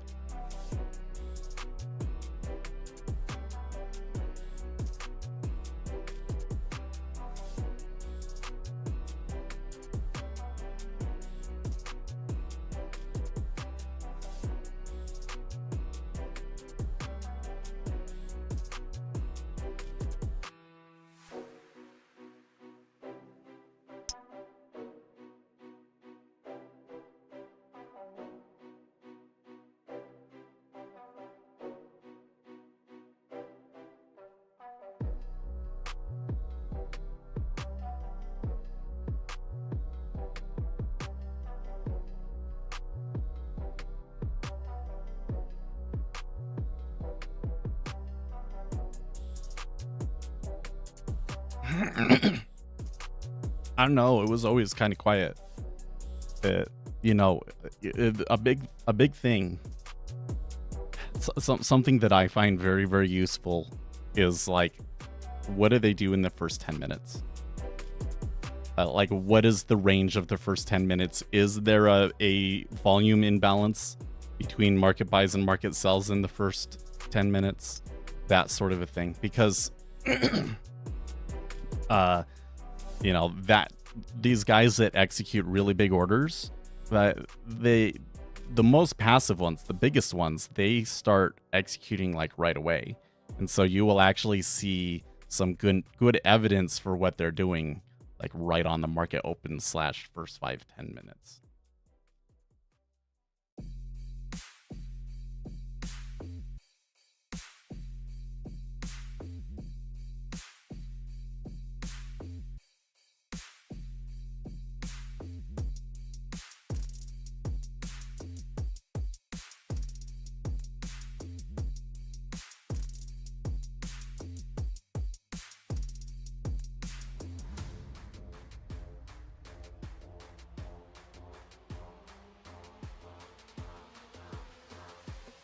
Sometimes I feel I am narrow-minded. Well, I don't know if it has anything to do with that, Alion.